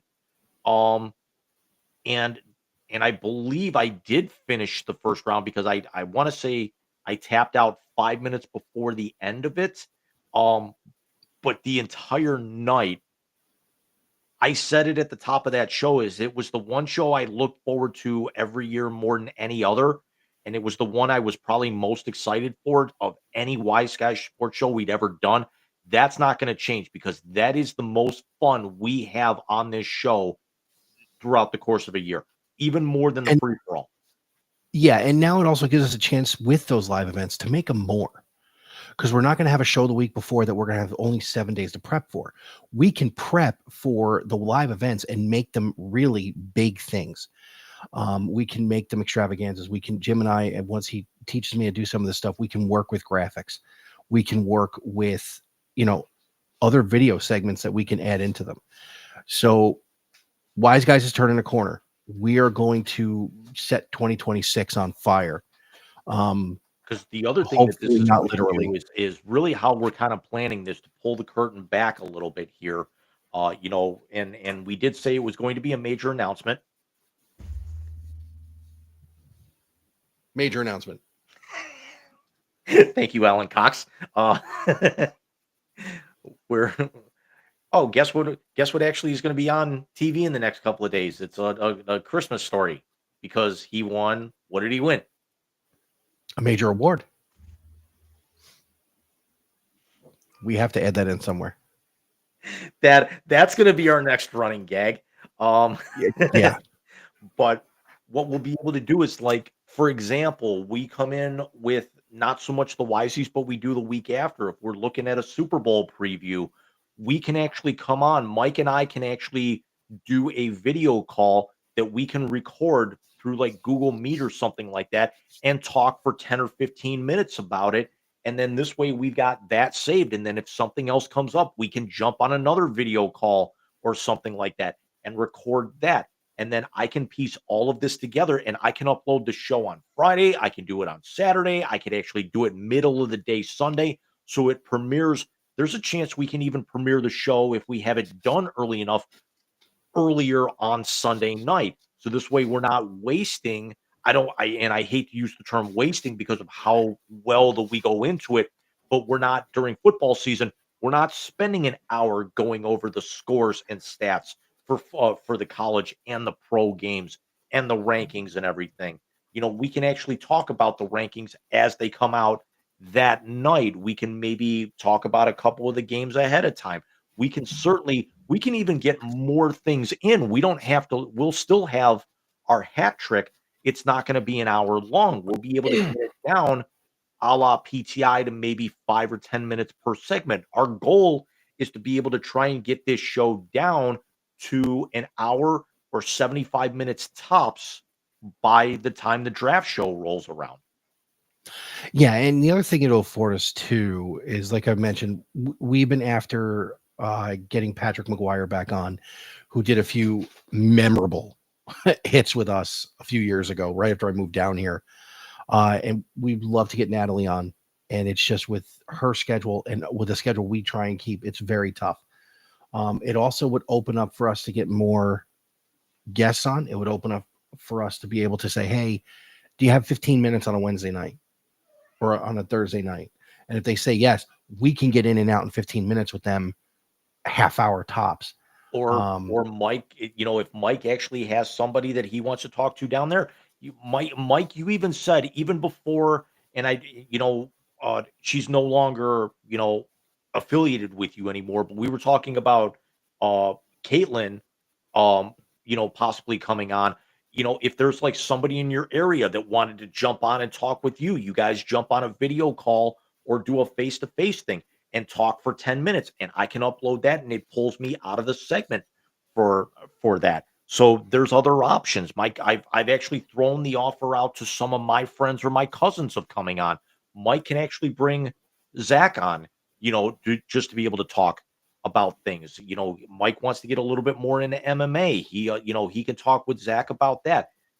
We've got this opens us up to so many more things, and it instead of it taking to where Mike's got to worry about putting Bobby down for bed and then getting ready for Sunday night and not making a whole lot of noise. He can actually, if Mike wants to jump on and say, hey, you want to talk about this for 10 minutes on Wednesday after Bobby goes to bed, great. We pull a call, I record the call, and all I got to do is then splice it into my editing software, and we've got a segment cut. Yeah, it's definitely going to open some new doors for us. It's going to open some, and it may open doors that we can, put some money behind it or pull some money in from it. It may open doors to where, hey, the Sith goes on every night, and he streams most nights. It could open a door to where we could record a segment. He doesn't know we already recorded it. He thinks we're on here, and then we screw with him a little bit. And that could be another bit of fun. Could we actually like jump in and do a segment while he's streaming, for 5 minutes, This is what I'm thinking. But and John, James, you got a whole month of us planning how we're going to probably stream bomb you for that. you know what else it could do though too? If we did something like this and we cut something with him before the Super Bowl, and then we did the Super Bowl preview and we pushed that in instead of a halftime, we put it on the 15-minute interview we had with John. So we've got a lot of different things we can do. We have a lot of things we are going to do.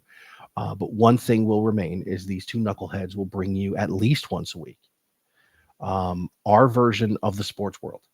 And for myself and for Jim, I can tell you, as twisted as we may be, because we are twisted,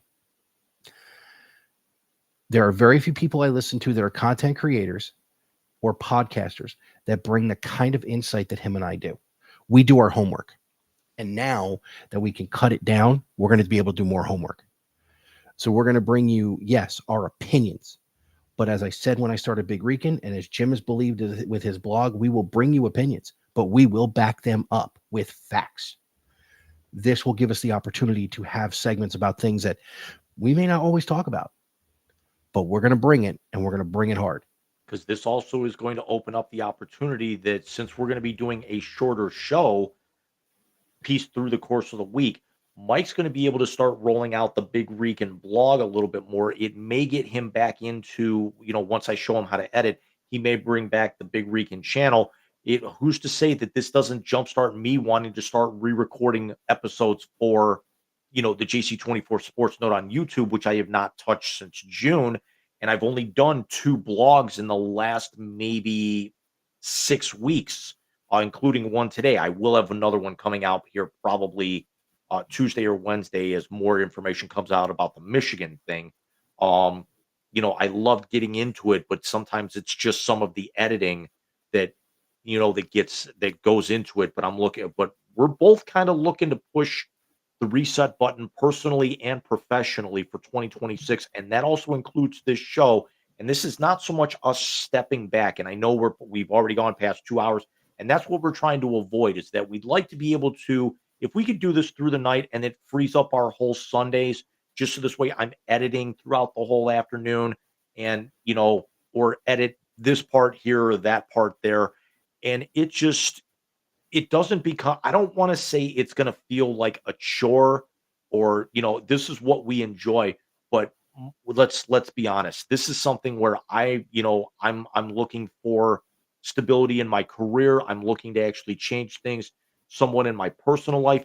Mike's son is now getting older to where he's going to have soccer practices and t-ball and basketball, and he's going to want to be able to be there for that. So by cutting things through the early part of the week, it's going to really help Mike out as this progresses. He's going to have more time with Steph, Mrs. Rican. It's, hopefully I've got somebody involved, by the time 2026 ends. If not, I'm going to fling myself out a damn window. I might land in a very nice soft snow pile this time of year.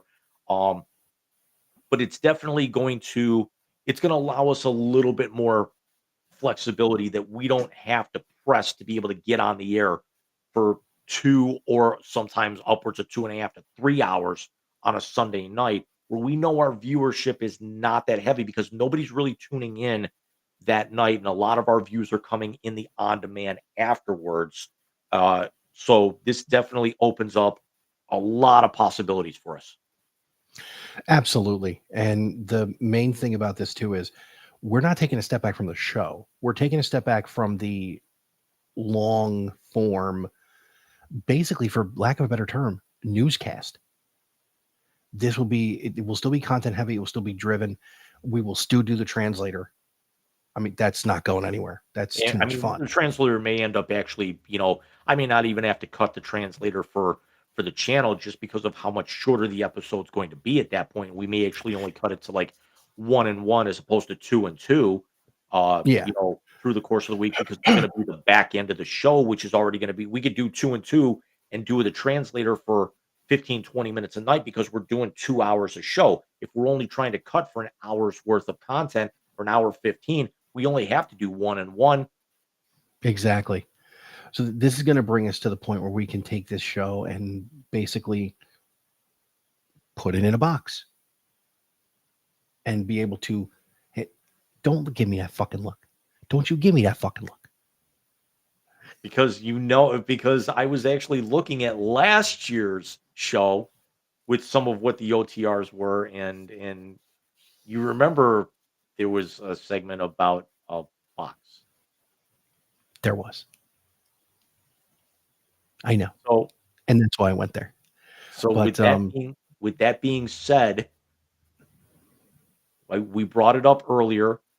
We'll let you know if it's going to be the 11th or the 18th. We might even try a dry run of the pre-recorded segments for things of that nature, but the 2026 Wisey Awards will be at the very earliest January 11th. We will preview the College Football National Championship game, which will be the following night. And then we will also be looking ahead towards NFL Conference Championships. And then really there's not going to be, much else out there because we'll have NHL and NFL and NHL and NBA trade deadlines coming shortly thereafter that. Pitchers and catchers will report about 3 weeks later, but that's all stuff that we can actually do now in the more compressed version 3.0 of the Wise Guys Sports Show. So really your next live episode is the Wisies. And after that, it's the Big Rican Baseball preview. That's where it's at. But for James, Merry Christmas. Happy New Year. I'll probably talk to you tomorrow. Oh yeah, it's certainly. We want to wish Michael any final segments to about the show, about our audience, about anybody else out there. Throw your plug whatever you want. Throw out whatever shout outs you want. Just shout out to everybody who has been listening on the back end. We have a lot of fun doing this, and that's why we do it. It's the release we have at the end of the week, going into a long work week. That this whole adult thing sucks. But we're not leaving you. We're just not going to make you sit through as much. And to you, sir, the technological brains behind this thing, I can't thank you enough for everything you do each day. And that term is used very loosely because it's basically like I tell my mother, everything that I actually could teach you, I learned on YouTube. So. And I'll learn it by watching you. Yep.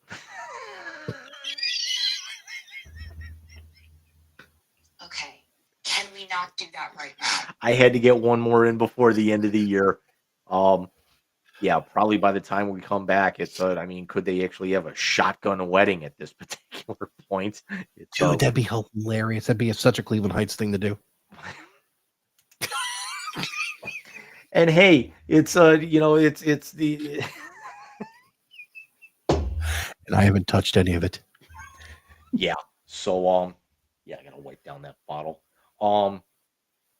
Because when it goes on the side, it's like this alcohol, since there's no alcohol in it, it gets really, really sticky and tacky, almost like a melted down off drop at that point. But this year has been really tough for me. Between injuries, illnesses, setbacks in my personal and professional life, this show keeps me grounded. I enjoy this. I'm not going to have to do as much prep or editing. And I want to thank Mike for when I approached him with the idea about this a couple of weeks ago. He didn't actually fight me on it at all. He actually was on board with it from the start. And I think even correct me if I'm wrong, didn't you actually say that's something that we should have been plotting for the next year of the show anyway at some point? I mean, it was gonna be the next logical step. Yeah, it And we're was. doing It it was. now, and we got the break to be able to do it. Um, all the love in the world to my family, my friends. This guy right here is about as close to a brother, um, that I have. Just grows the family with my own brother, my best friend Adam. This man is also my best friend. Um, we talk probably. I'm almost willing to bet you and I talk probably. You probably talk to me second on your tier behind your wife anymore with half the stuff that you send me.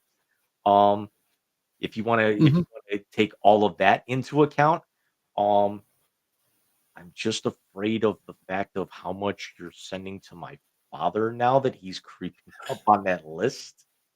I've only sent your dad one or two things. The next thing is a picture of the shirt I'm wearing because I think he would find that funny. So here's to a very safe and happy remainder of 2025. Michael, Merry Christmas again. I will get you the tracking number to know Dude, when to have don't worry everything sent. Unless I mean, stuff will probably be home anyway to be able to grab it on Wednesday. Um, I'll let her know. I didn't load everything, but I'll let you know because there's going to be bags inside of this large box. Your thing that you watched that you saw that I took, I don't want to for legal reasons say it. One of the things that's going to be in there, it's not wrapped, but everything is in there securely. So I'll be in touch with you and Steph probably about that tomorrow. Merry Christmas, Steph. Merry Christmas, Bobo, when you guys see this.